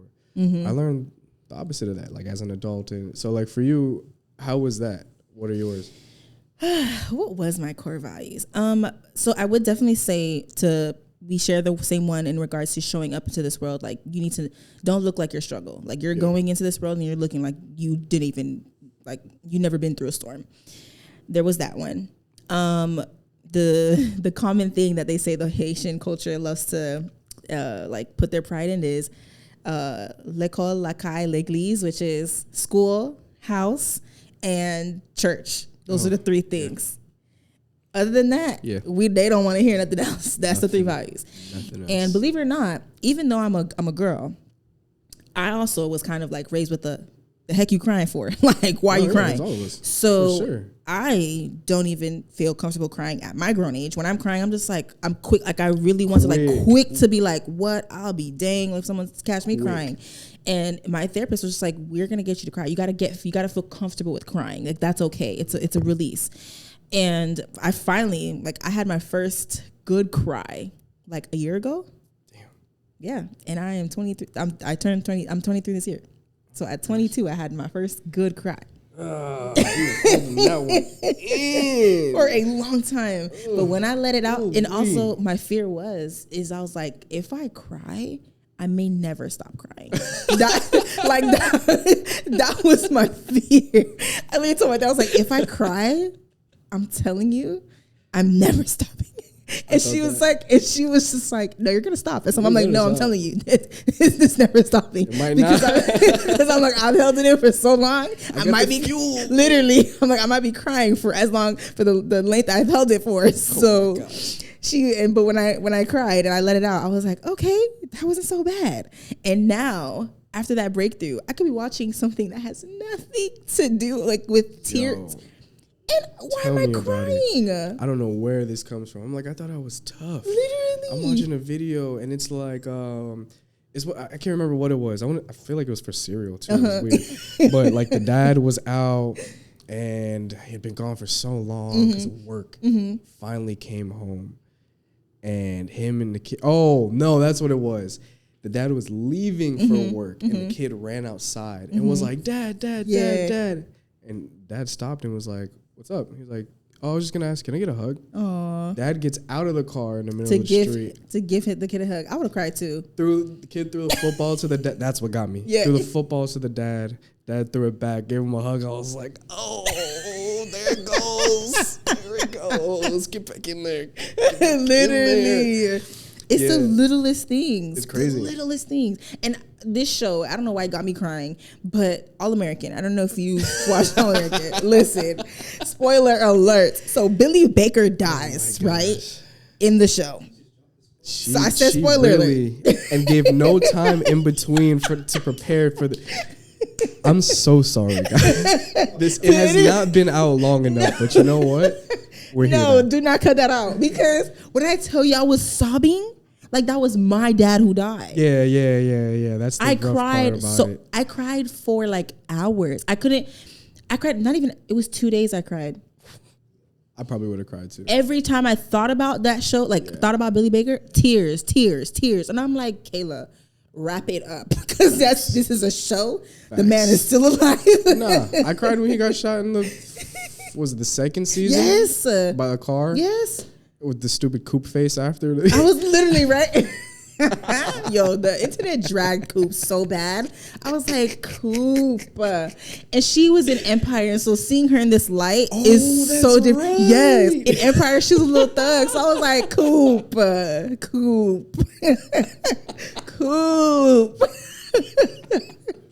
Fix your face. God. I'm like, I know that's not Frida, because her name was Frida in Empire. Oh, geez, from Frida to Coop. I was like, I know that's not Frida. Please. And she rapped in. Yes, in Empire. And she's a rapper in this too, and they both trash. Wait, not too much on Frida, because I love me some Frida. Not the trash. Nah, I never seen her as Frida, so I don't actually know, but I do recall her being from what I have seen. I just remember the rap song All American.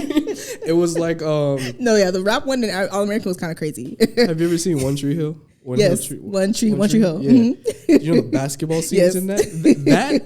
That right there, top tier garbage can. Top tier garbage. Listen, oh my goodness. Listen, I love me some Empire, so I'm biased. I've watched Empire 20 times. I'm guilty from beginning to end 20 times. Oh my gosh. I love Empire like so much. Like, more power to you. If somebody wants to watch it right now, I'll rewatch it again. Like that's how much I love Empire. That's a black produced show, right? Yes, exactly. That's exactly why I watch it. That's exactly why I watch it, because when I tell you, I can count maybe on two hands how many white people I see in Empire. That sounds lovely. That sounds nice. In the sense of we get to do our own, and it's fully controlled by us. Yes, by us, yes. And so if we don't want the people in the background to be white because we want to be black, we can do that. I can do that. So thank you. I commend the control. Over that, yes.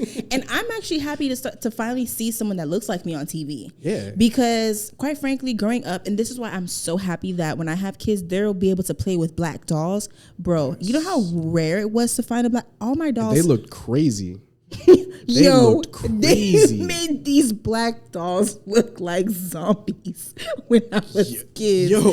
They looked crazy. Like the shade was off. I was like, y'all mutting it. What are you trying to say? Even the Bratz doll. I remember my cousin. I lived with my cousins and stuff in Georgia at one point. And even my cousin's Bratz doll looked like it wasn't supposed to be black, but it was black. It was black. And they just slapped big lips on her, and I'm like, yo, what is this? Big lips, and then the hair was straight. How that make sense? Make it make sense. My hair is not straight. And so then there's this narrative, right, to change who we are, change what we look like, to fit that standard of beauty. That's huge. And so black women, I feel like, man, even in that, like we've gone through so much in the please give me advice, because my sister is going through transitions. She went through private school in Kendall. She went to Catholic school in Kendall. Mm-hmm. So everyone around her does not look like her. Yeah. Straight hair. Yeah. She has big, beautiful, healthy, curly hair. Her hair is probably like up to here. Mm-hmm. Curly hair. And she wants to straighten it all the time. I've already tried to teach her about heat damage and, again, the importance of having both roles in the house. Yeah. I can only tell her so much. Yeah. I can only teach her so much. Oh, man. It's unfortunate, but it's one of those phases where she might just have to go through it. Because I went through that phase too, so right? She's going to have to go through the hair damage and the Yes, yes. Oh, brother. And so currently, right, and I'm 23, I am finally, my hair right now is the healthiest it's ever been in my entire life. And when I tell you, I love it. And I love doing protective hairstyles. I'm like, no, I'm going to do my braids. I'm going to do my twists. Yeah. I'm going to do my locks. And nobody's going to tell me anything about it. They're just as professional as little Becky over there. I never understood that. Because, okay, just in comparison, right? If we wanted to do a protective hairstyle, we do braids, we do knots, we do twists.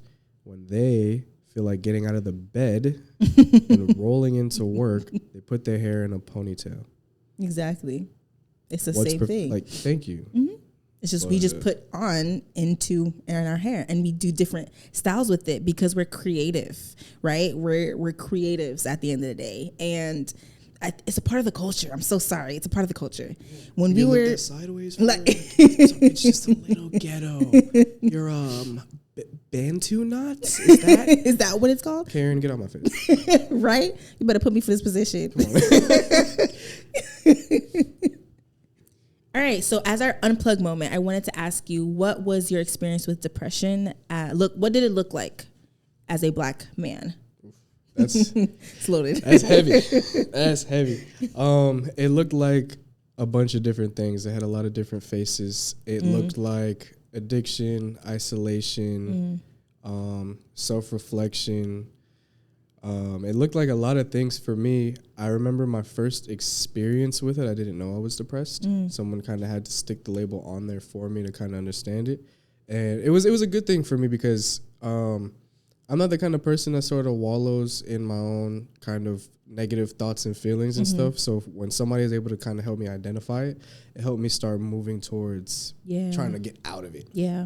And then from there, I was able to kind of learn what it looks like so I can identify it myself. And then building on top of that, I was able to understand what caused me to get to here so I can avoid even like stopping it from the origin. Yeah. Basically. So for me, it was a lot of self-reflection and actual deep work on myself as opposed to actually being depressed. My brain is all over the place all the time. And so for me to be able to sit down and self-reflect, it was a lot easier than sitting down having to forcing myself to think about whatever's depressing me. So yeah, I mean, it's an interesting journey, but it was a very lonely journey because I didn't want anybody to get in there with me.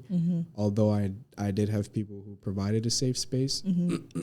My significant other at the time,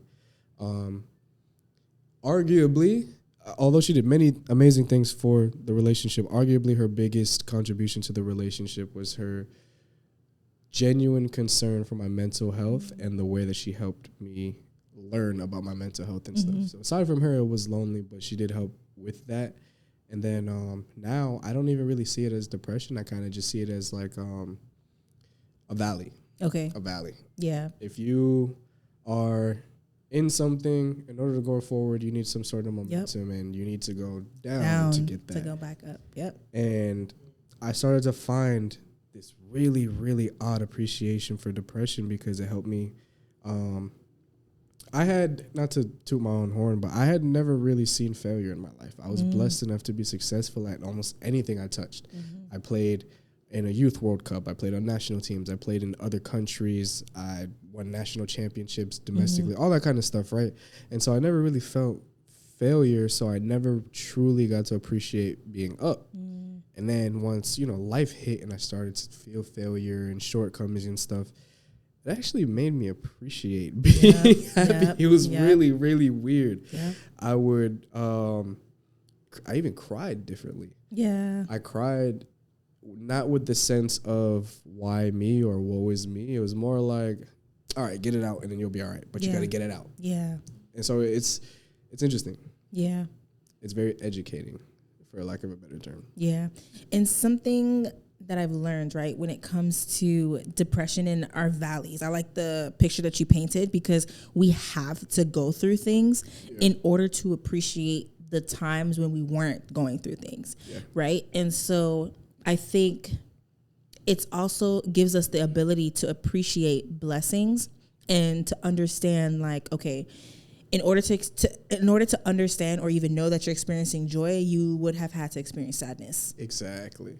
In order to know that you experienced sadness, you would have to know that you experienced joy. So those emotions kind of coexist. And it kind of reminds me of the movie Inside Out, oddly enough, because if you peep, joy and sadness were like besties. They were always together because in life, those are like, they're besties. They're inseparable. They're literally inseparable. And they also were like I know sadness was all blue, but joy also had blue too. She was the only character who had another color. I didn't even peep that. Yeah. And so that just goes to show you, like, no, like they are inseparable. They're supposed to be together. And so and like you said, I'm learning now, and it's hard because I really don't like being in the valley.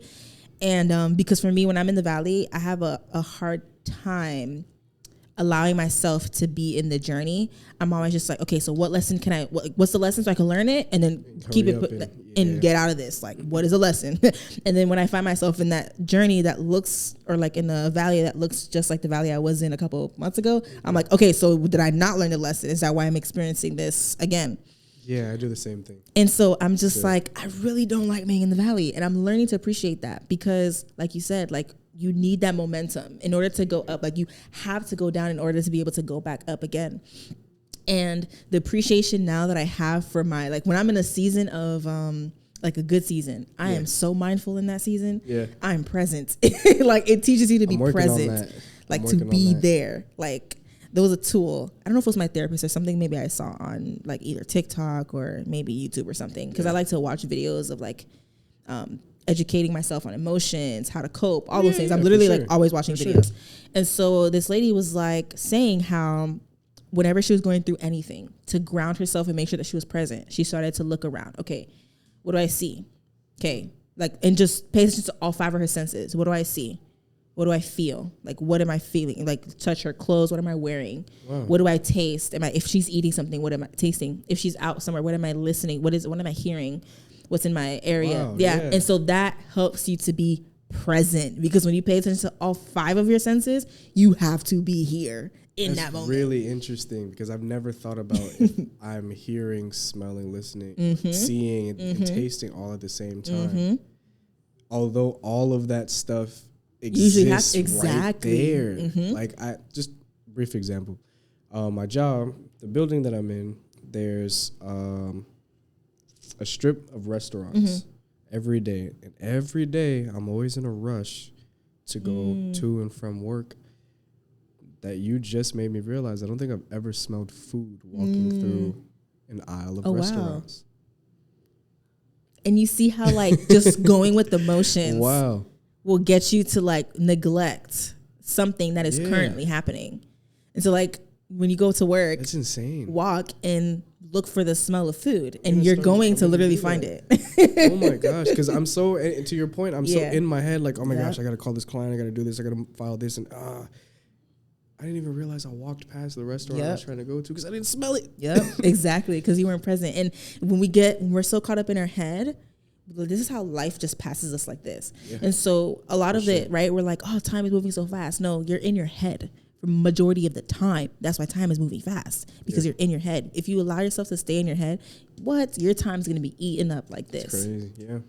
And so I think when you force yourself to be present, and I'm still working on that. I'm not perfect, but I try. When I remember it, I'm like, okay, like when I'm driving, I'm like, okay, I feel the wheel. My wheel is hot right now because it was 100 degrees, and it literally, like, my wheel is hot.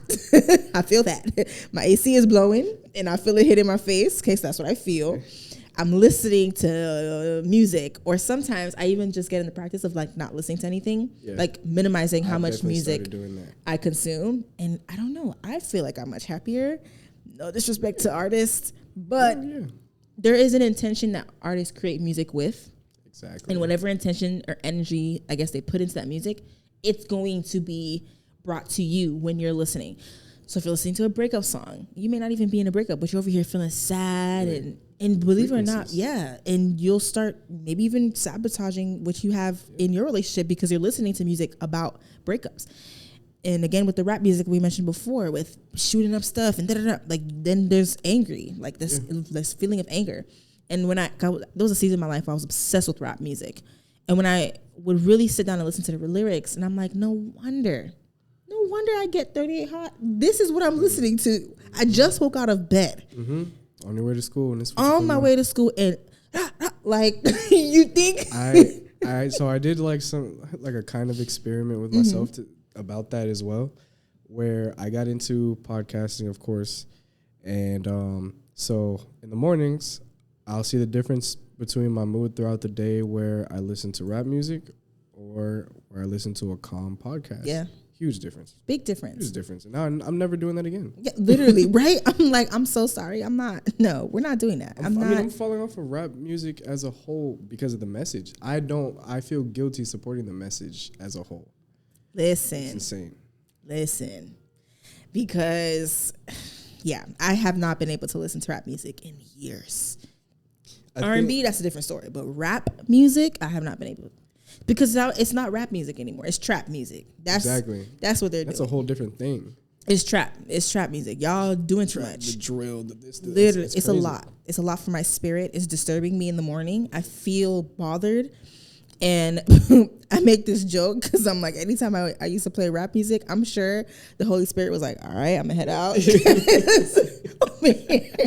over here talking about blah, blah. It's like, okay, gotta leave because Sexy Red song. This is crazy. I'll be back because she clearly lost her mind. I'm just like, I'm sure he left. But I agree because I remember, we're natives, so you remember XXXTentacion, yes. Right? So he left a very, very heavy impact on the world, and I remember he had clone after clone after clone pop up after him. And it created this entire genre of like depression rap. Yes. Speaking your death into existence, and I don't expect myself to make it. What is it? The 29 club, the 28 club, whatever it is. Age it was, yeah. It's ridiculous to me, and it's those frequencies that they're putting in there, like to your point, that's like these kids are loving it and absorbing it, and now they're depressed, and now they're doing this, and now you just had a kid who had straight A's who he just wanted to listen to some popular stuff, and now his hair is gray, all of this stuff's pierced. He's saying how much he doesn't care about life. What? And it's because it's what you're consuming. And it's the same way, like, I don't know why people don't have that same, I don't want to call it spiritual sensitivity, because I understand that spiritual in this day and age has two different meanings. There's like that new age spirituality, and then there's the spiritual that I'm talking about, like the Bible and Christ. And I feel like when you are living, right, when your life is not your own and you know that you're living for someone that is higher than yourself, you are going to be sensitive with what you put into your body because you are not yours. Yeah. So for the person who is, not a believer of Christ and who is somebody who, believes in, the new age spirituality. Polar opposite lifestyles. Opposite lifestyles. But what ends up happening, because the verbiage that they're using, right, it sounds like you're serving God and, my higher purpose, or finding the higher, whatever they want to call it. It's cool and all, but at the end of the day, I think we have to remain spiritually sensitive, because what you consume, music-wise, will affect you. What you hear will affect you. In the same way, if you're conscious about what you eat, you should be conscious about what you speak and what you hear. Exactly. Because it still affects you the same exact way food will affect your weight. Yeah. So if we, I'm sorry, go. If we eat fast food all the time, we eat junk food, eat grease, you're gonna look like you eat grease. Exactly. You're gonna look like it. I'm so sorry. No, but yeah. It's like you're gonna look like you eat grease. Yeah. So why do we think it's any different? Exactly. If we consume music that literally does not serve us in any way. And we think that we're inevitable and we're not going to look like what we listen to. Fast food, microwave, mumble rap. Yeah, no. Yeah. I think of the body the same way all around. Like, if you, like you were just explaining, if I put something in my stomach, like our ears, organs. Yeah. Organs. Yeah. You put not the expensive, but the fancy smelling, chemical filled lotion on your skin, you're going to get dry skin. Yep. If you eat fast food and stuff, you're going to have issues with your organs, your guts. If you drink too much, you're going to have issues with your liver. Yep. Why do you not think that if you're not putting anything positive in your brain, you're not going to feel the same effects? Yep. It's logic. Yep. It's logic. You just put two and two together. Look at how you feel after... Even it doesn't even have to be gospel music. Look at how you feel listening to like Chance the Rapper. Yeah. Chance the Rapper doesn't even make gospel music, but he talks about how happy he is and how much he loves God and loves his family and loves this and this and this. Yep. But then you go listen to, I don't know, Future, whoever. I don't know. Right? Somebody who makes trap music. Oh you'll notice that your entire vibe just changed, just shifted. Huge shift. Like it. It irritates me spiritually. So nowadays I drive in silence because I've been trying to practice like being here. I drive in silence. I'm so sorry. If you come in my car, you're not gonna hear anything. If you do hear something, it's a podcast, or a sermon. That's literally what you hear. So I'm just learning to just be more intentional about what I put into my body. And I was gonna say something. Negative is such a powerful thing. People don't realize it, even in math, right? Right. If the minute you add a negative to a number, you just change the entire answer to that problem. In the same way that if we're trying to be positive, but we're feeding ourselves negative stuff, the negative is going to overpower the positive. Exactly. Every single time. Every time. Every single time. It's the laws of our universe. Exactly. So I'm sorry. I can't do it. Like, no, it's not going to do it for me. I think that also goes into like our traumas that we're trying to break. Yes. We are rapping about, or what was supposed to start as we're rapping about our situations. We're now feeding those traumas to the next generation who's trying to live like us. Yes. There's a reason why living in South Florida, so many Latinos say the N-word. So many Latinos want to be in the trap. Why do people want... I grew up in North Miami. It wasn't the best place, but also wasn't the worst place. I know people who have made it out of worse places, and the last thing that they're going to say is, I'm trying to be in a trap. I'm trying to be a rapper. I'm trying to have ops. No. Yep. But that's what's influencing in their mind, And it's just like, okay, so the kid in the Bronx who you guys can't have guns. Mm-hmm. You know the moment you get caught with a switch, you're going to Rikers, but your favorite rapper is Pop Smoke or whoever is like popping at that time, and you really got to run around with a shiesty. Yeah. You got to have a gun on you. You don't know whose gun that is, but you found a gun. And it's just, it causes so many issues. And now that kid's in jail, and he might have a kid himself, and now that kid don't got a kid. And it's just a cycle that continues.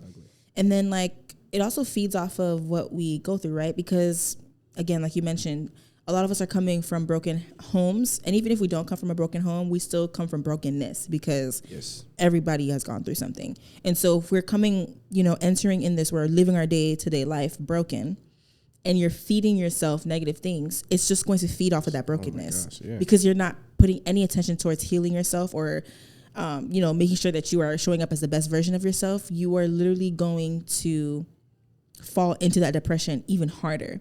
And so I feel like 50% of depression is, life is really hard, and it's hard on our emotions, and it's not natural because that's not what life was supposed to look like for us. And so anything that we go through it's gonna weigh us down. And so when it weighs us down, that's natural. That's the 50%. Then there's the other 50%. It's like, okay, well, that for example, that, addiction runs through your family, right? I know for me, addiction runs through my family. Why would I put myself in a position to become an addict knowing that it runs in my family? In that same way, I feel like we have to be hesitant knowing, okay, I went through a lot growing up. you have to be self-aware. I went through a lot growing up. I cannot, especially if I'm not actively being conscious and working on myself, I cannot be in a position to feed that part of my life with negativity. Right. Meaning music, meaning toxic behavior, because I feel like being toxic is like a glorified thing now. It's like a buzzword now. I'm toxic. Okay. I'm happy for you. Like, have fun. Let's see where that lands you. I don't know why toxic is like something that everybody wants to be. And if you say that I'm not toxic, no, you saying that you're toxic. I'm so sorry. I'm not toxic. I don't know what you're going through. I'm not toxic. I do not want to be toxic. I have no desire to be toxic. It's not cool. It's not attractive. It's not a redeeming quality. It's not cute. Like literally, grow up. How about that? Grow up. I know your dad hurts your feelings. I know your mom hurts your feelings. Just grow up. Like, we all gone through stuff. And even me. And at some point, it's like, even with myself, that's why my therapist was like, okay, we got to move on.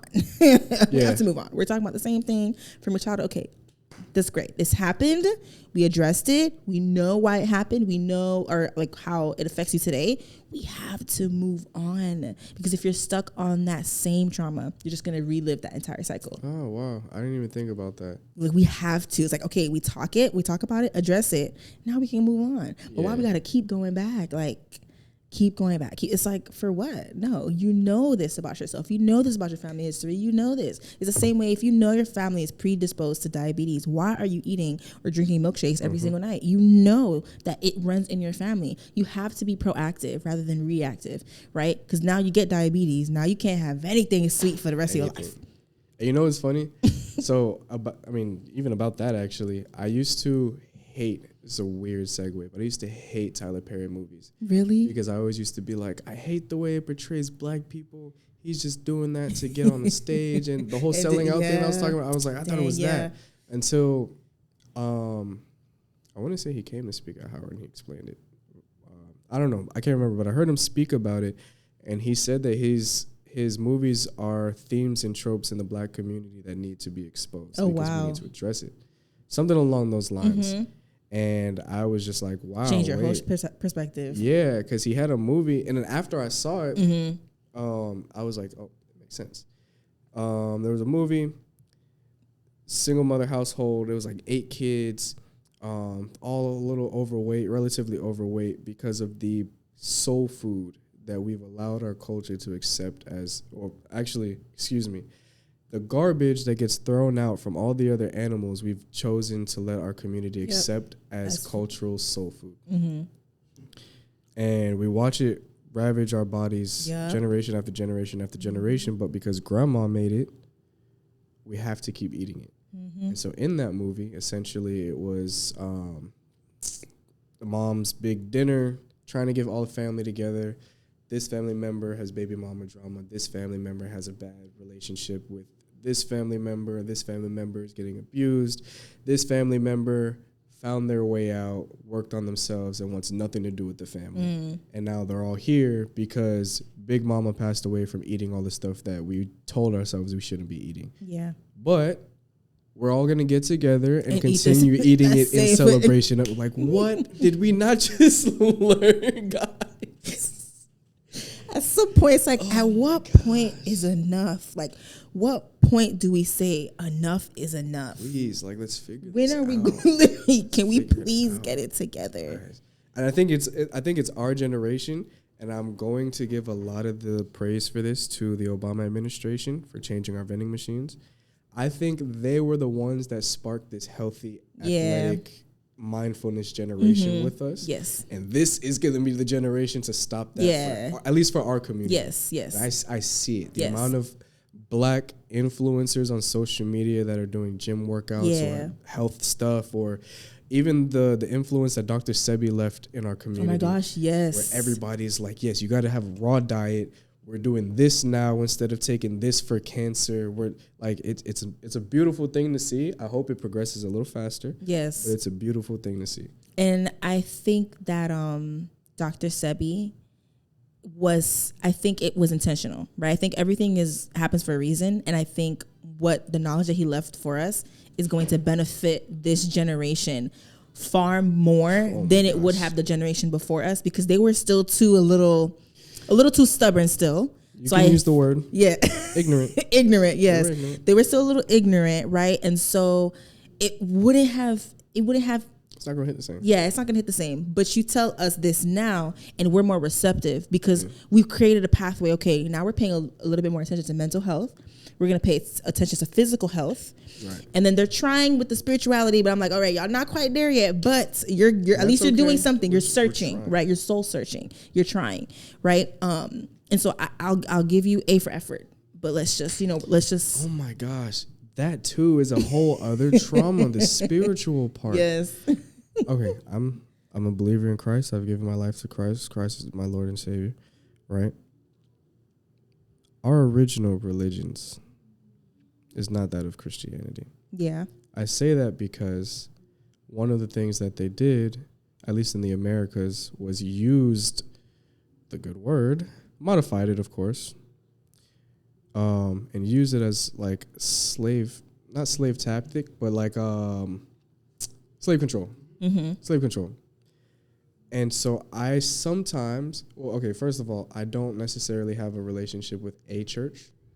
You harped on it a little bit before, but when someone spoon feeds you information, I had a bad experience at a church where they took a very, very simple lesson and turned it into a battle against, like, it was a political battle. It was weird, really weird. Interesting. Completely turned me off.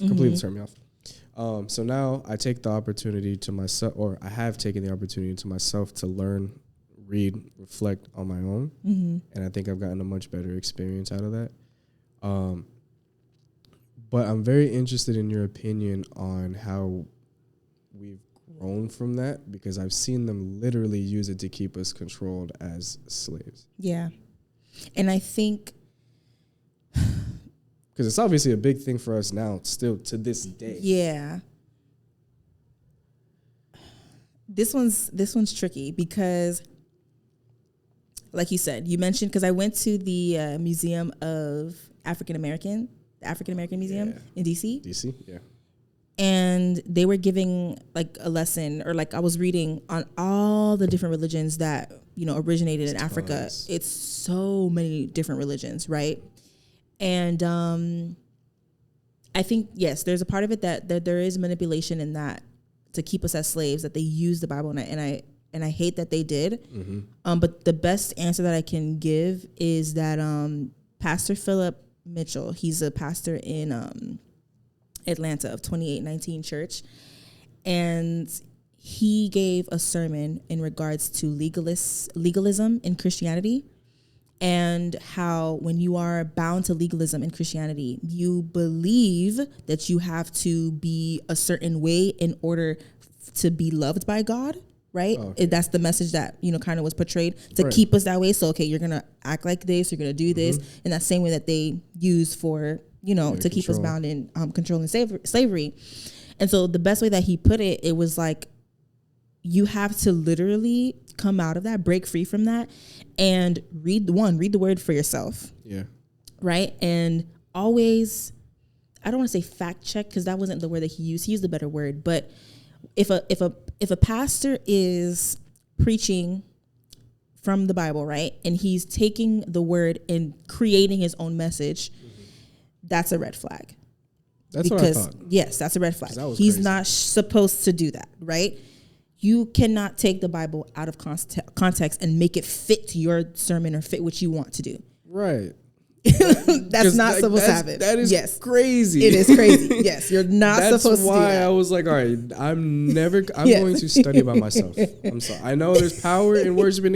I'm going to do this on my own. I'm sorry. Listen, it's like, all right, thank you for your service. Yeah. We appreciate you. No, because it came to a point for me too. I had to take a break, because I was like, Lord, if this is Christianity, I kind of don't want it, because these people are crazy. Like, why are they doing too much? They're the most judgmental, and I didn't understand. Yeah, and I think it's to kind of like break it down just a tad bit, right? So I think when we put ourselves in the position to be the Holy Spirit and convict people, we've lost it. We've lost people. in our faith, because we are not the Holy Spirit. It is not our job to judge anybody, right? The only job we have currently that Christ has literally gave us was to love your neighbor as yourself and to spread the word of God. That's it. That is it. He did not say judge this person, whatever, right? And there's a verse in the Bible that says you cannot call out something in someone else's eye when you have a log in your eye, a speck in someone else's eye when you have a log in your own eye. And so I think there's a self-righteousness that comes when you have been a believer, right, for some time, and you're like, oh, I'm doing this right and whatever. There's a self-righteousness that comes with that when you are, I guess, a Christian, you're right? A proud Christian for living that lifestyle. Exactly, for so long, and that's dangerous because we are not self-righteous. When you realize that you are actually nothing without God, I think that's when it humbles you. And you're able to now meet people on a level of humanity. But if you are operating in that level of self-righteousness, then yes, you are not going to be able to meet the needs of the people because you are over here thinking that you're better than the people when you are a part of the people. Right. And so that was the tactic that they used to keep us, below, when you are like, and then manipulate the word of God to make us feel like, okay, yeah, well, you're supposed to be like this because, there was slaves in the Bible and so you're going to be a slave. Yeah, and it's like, that's not how that actually works. Actually, the same word of God that you just told me also says that underneath God, we are all the same.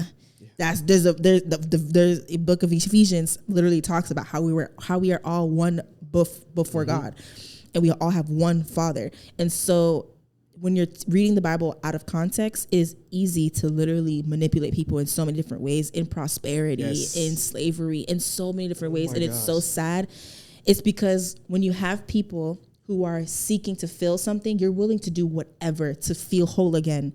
And I think when you have someone like that who is willing, you have to be such a narcissist, literally, to see that in people and then manipulate the word to get what you want out of that person. And at that point, I'm like, man, like, oof. You know what the biggest example that I always like to bring up of this is?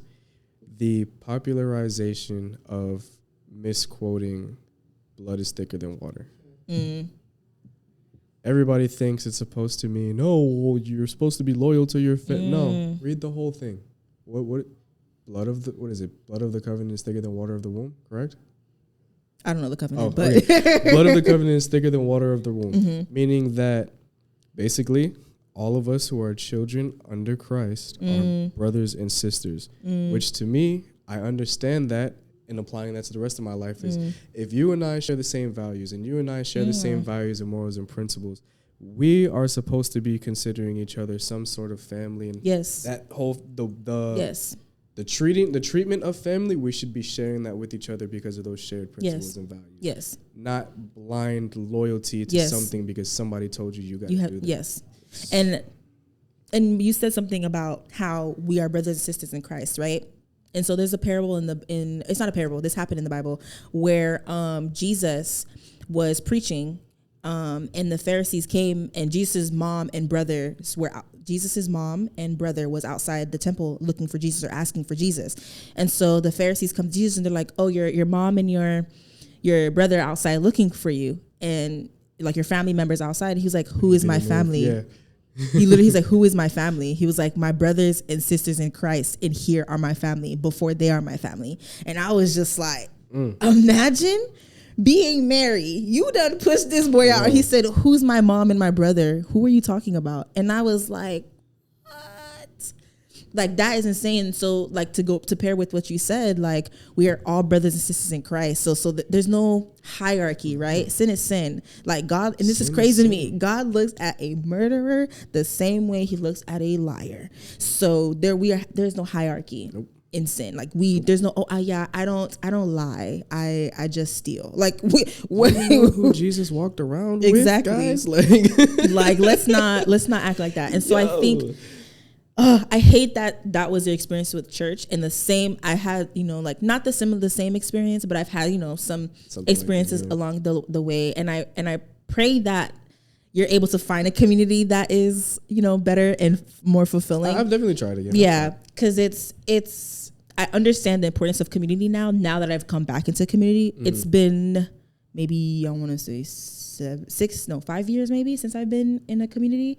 Maybe 5.5 years. Wow. I just recently got plugged into a community because I was like, took a break. Yes. What? Wow. I was just like, deuces, because y'all got that. So then I was like, Lord, you can work on me in my room. Yeah, no, exactly. Because, and when I tell you, I have a complete different understanding of God now, and I am so appreciative of it. And I will literally share that sermon with you that I watched about legalism. That literally completely changed my mind. And when I tell you I feel renewed, and I feel like, okay, I can come into my faith in a different way without being held and being bound by things that really I don't need to be bound by. Rules that aren't even really his rules. Exactly. It's cultural. There's certain things that are cultural, right? That in your culture is not appropriate, but it's not it's not biblical. So to stand here and say that is biblical, knowing dang well that that's cultural, that's not okay.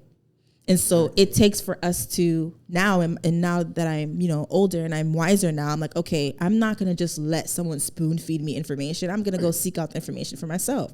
And the same pastor I was telling you about, he was saying how, how some Christians are like, or some Christian women are like, I can't wear pants, or I can't show my shoulders. And, they're very modest. Yes, that's great. There is modesty. Yes. But modesty is also in character. Modesty is also in like how you deal with people. Be modest in who you are, not just your clothing. Right. And they use the verse. How there's a verse in the Bible that says like when women should not wear men's clothing or should not dress in men's clothes. And so Pastor Philip was basically saying, if you're bound to that cultural rule that women cannot wear pants, you did not get that from the Bible, because he's like, pants wasn't even a thing back then. Men were wearing skirts. Thank you. So who told you that? Exactly. And so when you're bound by that, you're going to be so tired and heavy burdened in your faith, because you're holding on to laws that God or Christ never even told you to live by. And so that's where that hurt and the church hurt comes in, and the being controlled and all that, keeping us in that mindset. That's where that stems from. It's us being manipulated to think that's what that is, when in reality, the word, actually think about context too, when that verse is created. Like, come on, hey, thank you. Guys, reading is fundamental. Like, what? Reading is fundamental. Context clues are everything. And we learned that, right? Gosh. But it went out the window, apparently, when people became, Christians. No shade. Or shade, yes, take it as you want. Shade. Accountability. Yes, accountability. And so I really do appreciate like the new, I don't want to say new, but like the Christian people that I've been plugged into, because they've pretty much like helped to completely eradicate that idea of like the legalistic Christian. And I think that's what keeps people bound, is when you're trying to live by rules your whole life. It's like, no, when you realize, okay, I cannot follow, like innately, we are not good human beings. Like innately, we want to choose evil. We want to choose the things that are bad. And so when you realize that by yourself, without anything, that you will not actually choose a good thing, you always choose the bad thing. It's like, you put a cheeseburger and a salad before someone, they're choosing the cheese. Exactly. They're choosing the cheeseburger. To this day. So it just goes to show you, like, we're not going to choose the good thing always. Yeah. And so through Christ, we can then be able to do the good thing, because he did the one big sacrifice for us, which is dying on the cross.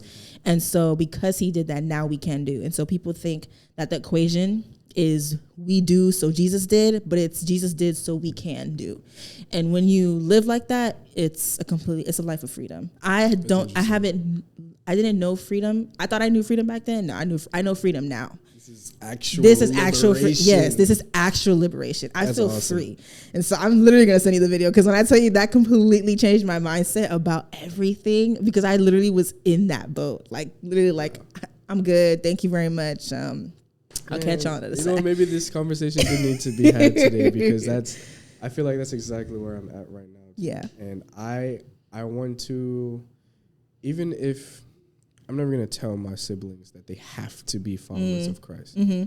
But I mean, obviously they're on the right path. They went to Catholic school and stuff the whole time and whatever.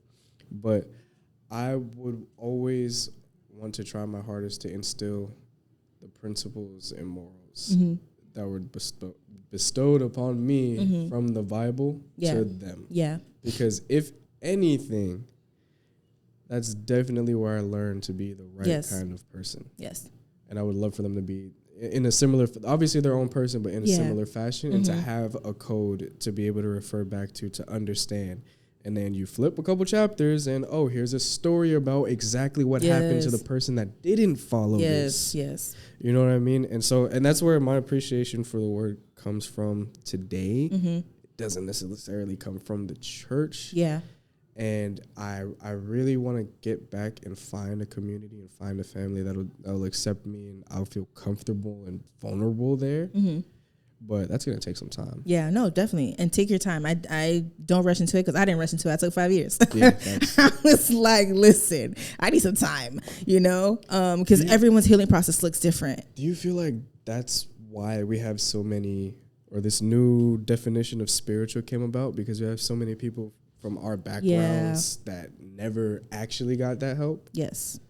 I definitely think because there's a lot of hurt in the church because of the emphasis on being a legalistic Christian without really it being called legalistic Christian. They don't realize that they're being a legalistic Christian.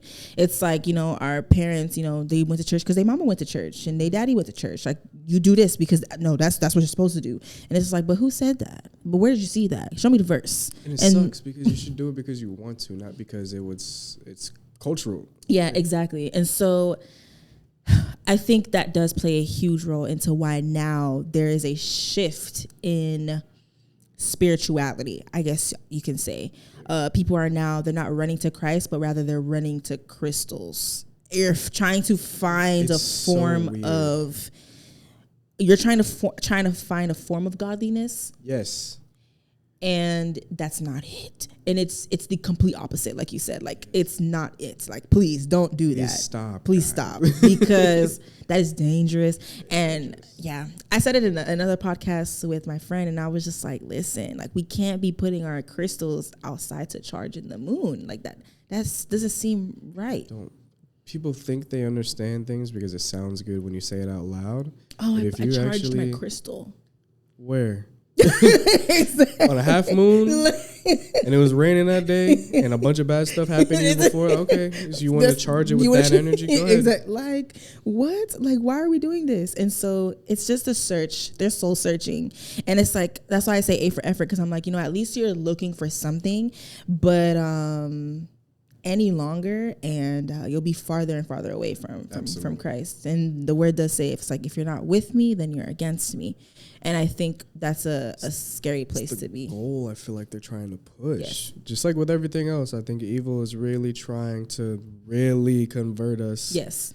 And whoever's pushing the spirituality thing and telling you this star means that your personality is going to make you angry. And literally, let's call it what it is. I'm about to trigger a bunch of people. I'm so sorry. No, but it's the enemy, because what do you mean the star can tell me who my personality? No, the Lord created me to be this person. Yeah, because now your monthly horoscope is your Bible.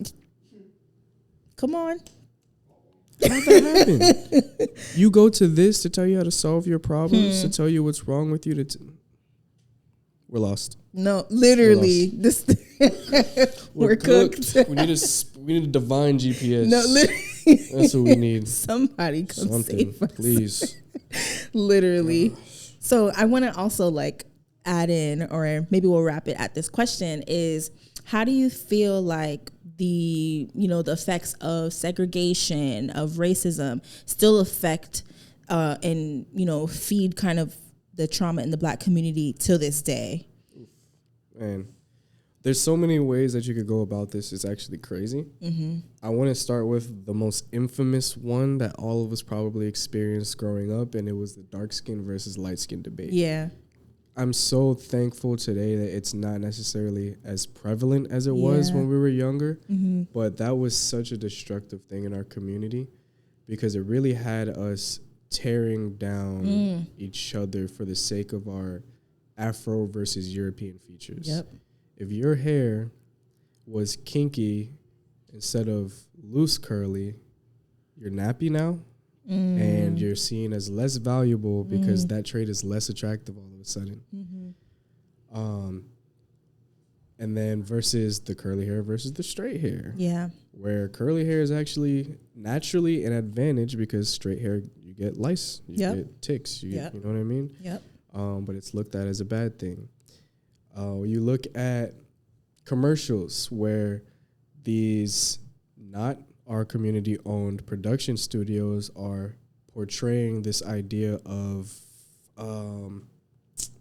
representation, but it's representation through a black mom and a white dad and a mixed kid.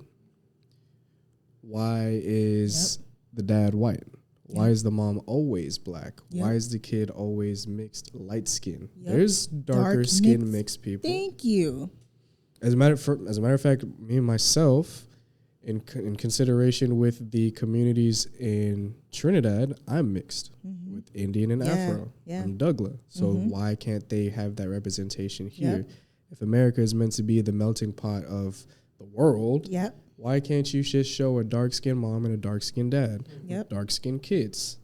Like, what's the whole... I never understood that. But then when they do it, it's for HIV medication commercials. Right? It's like for the oddest things that you want representation in. It's like, guys, we just wanted to be on a Frosted Flakes commercial. Now you're doing that's all we most. wanted.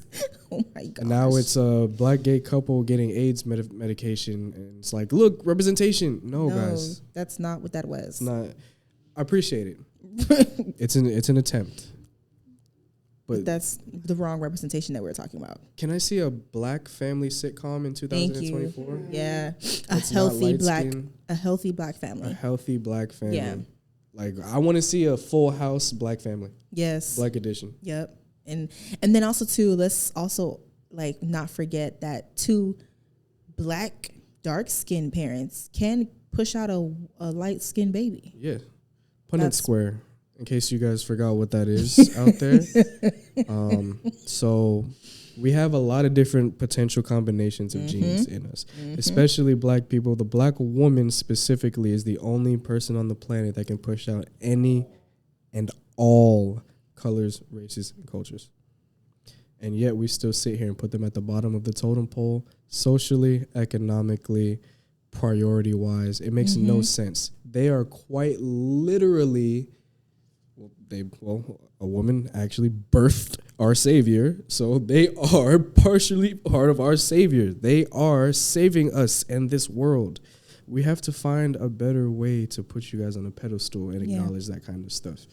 And maybe it's because I'm a mama's boy to a single parent mom that I feel that way, but I genuinely feel like we should be recognizing you guys a lot more in a lot more beneficial ways. Yeah.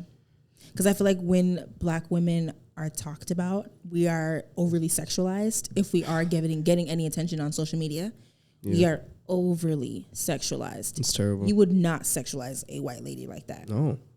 Like, at all. Even Taylor Swift to this day doesn't get sexualized. At all. They still let her wear her little dress. They didn't make her get a BBL.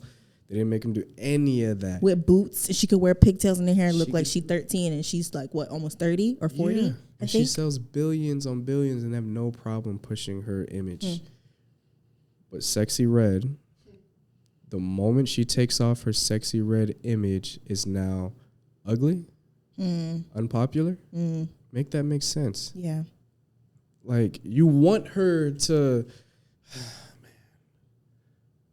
as much as I want to support black business, I saw that she was putting out a fragrance line, and I saw the names of the fragrances on that fragrance line, and I just can't support it. Yeah. But that's what they're pushing. And it's not by choice. It's like, hey, you get bubbling, you want that opportunity. Yeah, this is exactly dance. Yeah. This is the platform in which you can do it. And if you can't do it according to these guidelines, then we don't want you. And unfortunately, we sell out because we got mouths to feed. We probably didn't get accepted our whole entire life, and we're finally like, okay, I can get attention. But it's like, but no, I don't want that attention, though. I don't want that attention. No. So sorry. I want clothes on my body. To me, that's where our trauma still exists from slavery. Yeah. Again, with those sellouts, we get a sellout.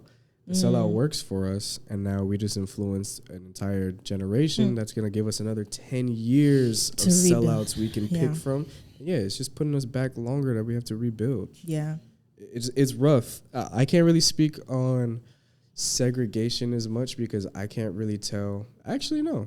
Redlining. And Florida is a really good example of that. It's so sad that we can be like, actually, just kidding. No, we can talk about this because this happens currently. Yeah. Let's talk about the last state election.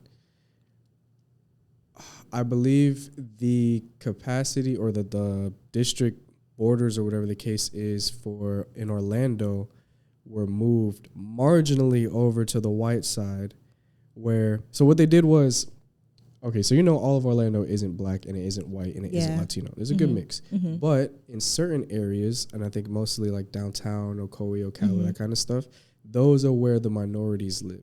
They reshaped the districts to where all of the minorities are in one district so that all of their power only goes here. And then everybody else is scattered. I'll just use Democrat and Republican for the sake of keeping everybody calm. No, all the Democrats were stuck in one place. All the Republicans were spread out so that their vote mattered just a little bit more. And then we talk about voting and how that has an impact on us. Look at, the prison system, the prison pipeline in general. That stops us from allowing us to vote. Yep. If Tommy and Devon, that was terrible. But you know what? We're here. Tommy and Devon, both, again, felon in possession charge. Not even. They both get pulled over. They both have a gun in the car. One gets arrested and becomes a felon. The other one gets a slap on the wrist because whatever. Right? And this kid, he gets to vote. Yeah. This kid does not. Can't vote, can't get a job, can't do this, can't do that. So now he's completely out of the picture. Entirely. Yeah. Your opinion means literally nothing to this country. Absolutely. Yeah. But that guy over there, he gets to vote all he wants to. And that's what happens to us. So now we're not in power. So we can't even help ourselves because we're not in the position. And then we don't have any black elected officials. Yeah. Like the one gentleman that we had running in South Florida a few years ago, and I'm blanking on his name. He lost to DeSantis, unfortunately. A scandal came out with him. I think I know exactly what you're talking about. Yeah, and I don't even want to get into that, but that's what they do to us. Yeah. That's what they do to us. They know that there's certain labels that our community won't look past, and it's being with sex workers, it's pedophilia, and homosexuality. Yeah. We're growing now, but homosexuality was a career killer before. Yeah. And that's what they do to us because they know we'll turn on each other that fast because of what we think is the right thing because of our culture. Yeah. And so we're just going to keep going in a cycle. Yeah. And then they bring out the stuff that really don't matter because I feel like, okay, yeah, sure, whatever. All those things you want to get yourself into it, yeah. But what are your policies? What are you going to help to change? What are you going to do to help change our state? And I feel like we can look past that, right? If we can look past, respectfully, Trump's personality, we can look past other people's personality because, quite frankly, Trump policies, amazing. Not bad at all. Not bad. You're doing something. Yeah. Character, 0 stars. The way he talks about the blacks kills me every time. The blacks is crazy. The blacks with love the S. me now. The blacks. Trump, buddy, sit down. Excuse my language. It's just that nigga over there. It's not the rest of us. Why? It's not the rest of us at all. Trump, please. You could have been good. And the thing is, I found myself having to, and I guess this does also fall into our traumas too, because we're Democrats because we think that the Democrats are with us,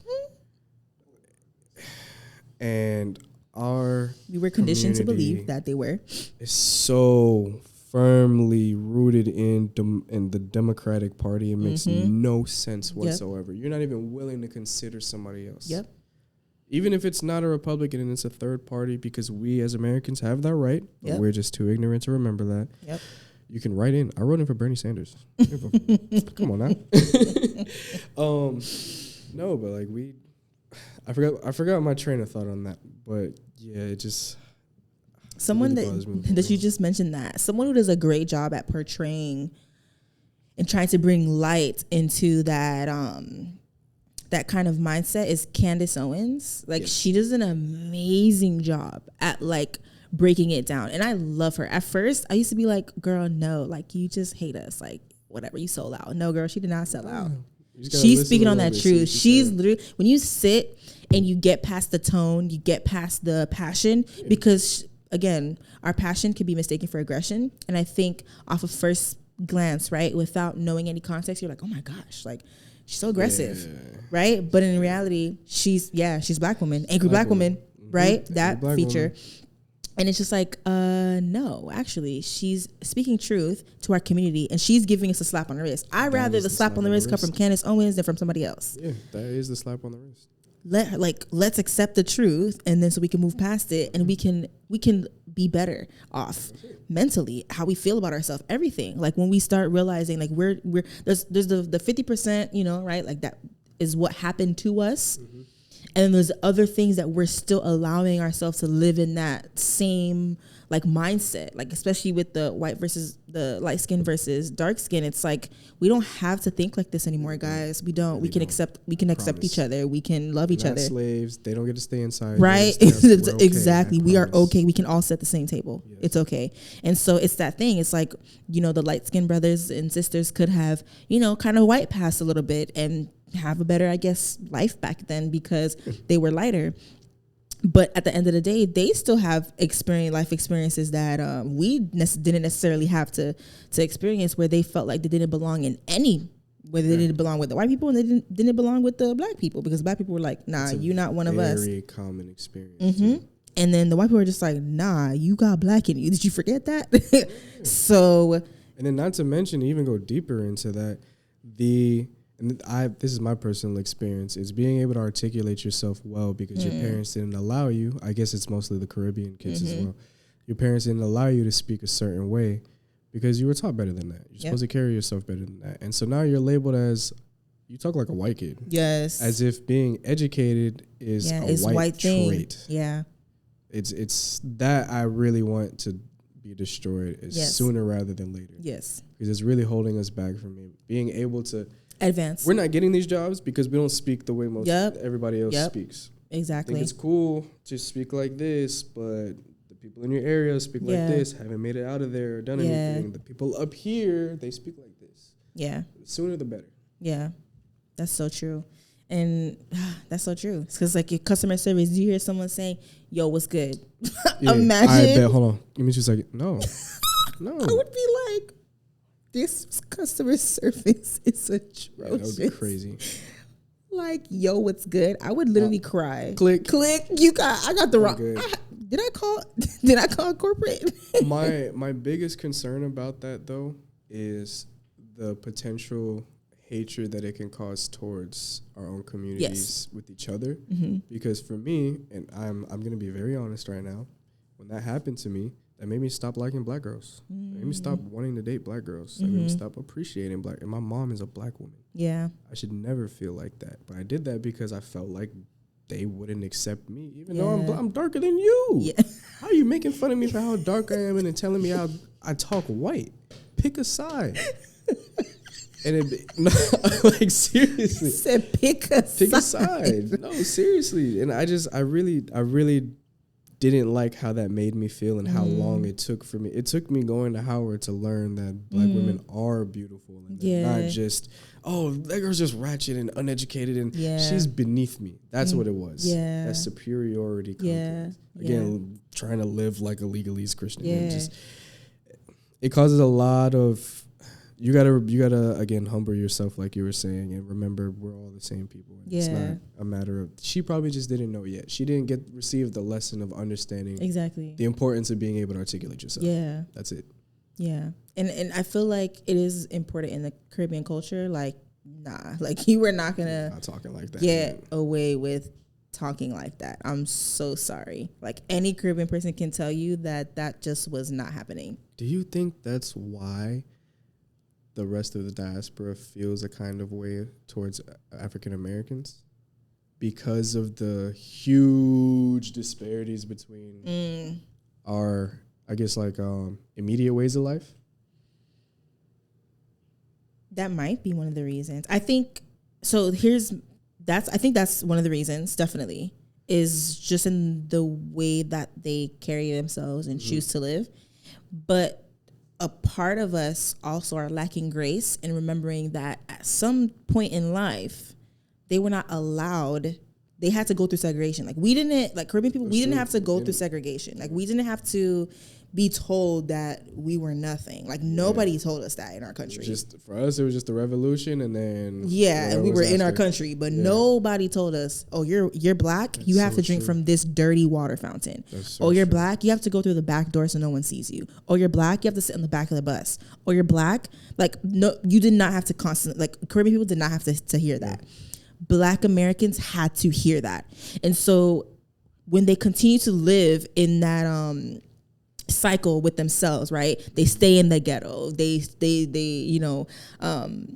they don't get good things, and there's like you want to move to a white people neighborhood. Yeah, like you mean in a fluent neighborhood? Yeah, like in a progressing. Oh my gosh! Yeah, like there's that mindset of just wanting to stay because they were told that they couldn't have good things, and so when you're told for years that you can't have good things, you believe that you cannot have good things. Reinforcing their behavior. Exactly, and so when you believe that you cannot have good things, you're going to tell your children without realizing that they cannot have good things. Yeah.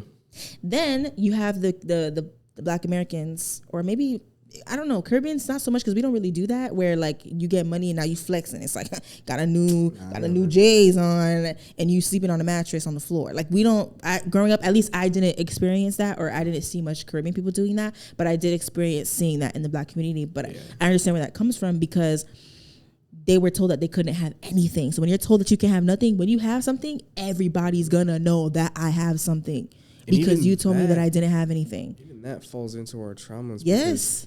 Look at the young kids now that's scamming and everything. They're running up a check and they're renting everything. Yep. You want temporary ownership because of how badly you've never had. Yeah. And it's setting you back and you don't even realize it. Yep. And you're putting your life at risk. Oh my God. Because that is a felony. Super felony. Okay, we're not promoting that. It's like that is a felony.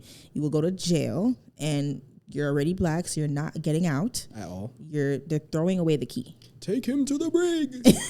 Not the ring. So like that's it. Like once you're in there, kiss life goodbye. Okay. Oh my gosh. Accept your fate, because you will not get a chance. Yeah. So I feel like there's that part of it is that we did have a different experience than Black Americans. And I think we do have to give them a little bit more grace in their ability to come out of that cycle because they had it rough. Like they were getting, like they had the slavery. And slavery here in America was bad compared to slavery in the islands. Okay, slavery here was horrible. Like oh my goodness. Disgusting. That was crazy. So they had slavery. They had segregation. And even when segregation was lifted, even when slavery was lifted, let's even go back. Even when slavery was lifted, they're like, yeah, people can't have slaves anymore, whatever, but you can't own a house. You can't vote. Oh, and if you are trying to own or do anything, you have to take this test. Can't pass the test because you can't read. Nope. So you're forced in a position to not. So that's why there's it's deeply rooted, the uneducatedness, because being educated was associated with white people from the jump. And so that's that mindset. It goes all the way back there. And so when I think about that, it just allows me to have a little bit more grace towards Black Americans because I'm like, man, now y'all had it bad. They're still in terms of progress, I guess they're still a little behind. Yeah. The race. Yes, because that just happened 50 years ago. Yeah. So if anybody's grandmother is 60, their grandma went through that. And that for me is insane. And if we act like, it was years and years ago, no. 50 years is not that much. 50 years. My mom's not even 50. Yeah, exactly. I was going to say 50 years is 2 generations. That's a mom and a grandma. My mom's not even 50. So yeah, that would mean if my grandmother was in the Americas in her young years, she would have experienced segregation and racism. That's insane. Imagine the trajectory of your life had that been your situation. Exactly. It would have been complete. And that's why I'm able to have more grace towards them. And I feel like there is a great divide with the Caribbean Americans, the actual Africans who are from Africa. And then we have the Black Americans. And then they group us all together as, oh, you guys are all African Americans. And then there's a little, and I remember growing up, I was like, you are not African American. I used to look on the FCAT for the bubble that said other. Yo, the fact that we all had the same life experience. This is exactly what I'm saying. The diaspora. Other, because you are not. I'm not Black American. Sorry, guys. Sorry to tell you, my parents are immigrants. Like, what? Surprise. Literally. They just wanted to group us all together. And it's like, no, we do have, and there are still like cultural similarities, but there are still huge differences between all three. And I think we have to bypass that and come together and literally have a kumbaya moment. I know no one wants to do kumbaya, but we need a kumbaya. We need to sit and sing songs together and be around a campfire and hold hands. You know what we need to do? And I guess we'll wrap up. We need to all come together and have one big cry. Yes. Let's come together and have one big cry. Let's cry. Let's cry. Let's cry. Let's cry. Let's cry about slavery. Let's cry about racism. Because I don't think we ever really did cry. No, I don't think we did. Because we was like, all right, it was like slavery. Boom. All right. Racism. Boom. Segregation. Okay. We got to just keep going up. Like, we have to. It's just one after another. So I definitely think. We should have one big cry. Yeah. Just cry. Let us all come together. Black Americans, Caribbean Americans, Africans. And let's just cry together and grieve what was done, what wasn't done, and then we can move past forward and actually love on each other. And let's actually read the word of God and realize that, we are not bound to legalism, and let the love of Christ heal us and we'll be okay. Trust me. Amen. Thank you so much, Cody, for joining me on my podcast. This was amazing. I'm everything Black. I love Black people. I love being Black. Can't imagine my life without being Black. I think I'd cry. But I love it. I love the culture. I love the food. I love, even though we talked about the food a little bit, but the healthy foods, right? No, literally. The desirables, literally. I'm going to start saying that, the desirables. So I appreciate it. Thank you again. Thank you for being vulnerable. Thank you for coming out here. Let everyone know where they can find you on social media. Yeah, of course. Well, first I want to say thank you for providing the platform and the safe space. I did not feel uncomfortable for 1 second here. You guys are doing amazing. Thank you. And I wish you the best of luck going forward with everything. And I look forward to seeing you guys grow. Thank you. But, if you guys want to find me, I'm hoping to put out some more music soon. Yes. Again, you can find me Cody Cash, KOATIE KASH, on all social media platforms, and it's the same thing on all streaming platforms. As well as look out for our collective that I have here. We're called Room 3.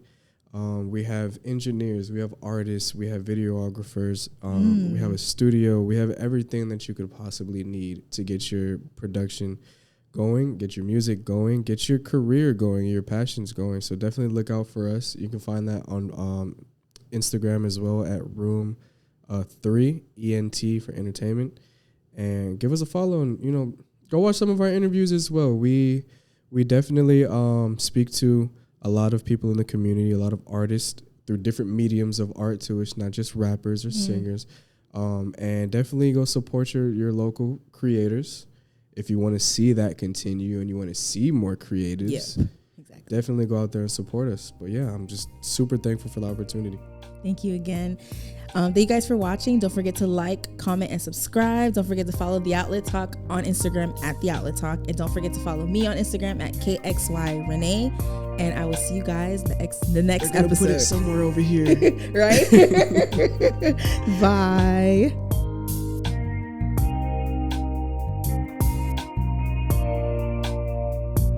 This is The Outlet Talk, created by yours truly, picture and sound by Dre, music by Louis Amar.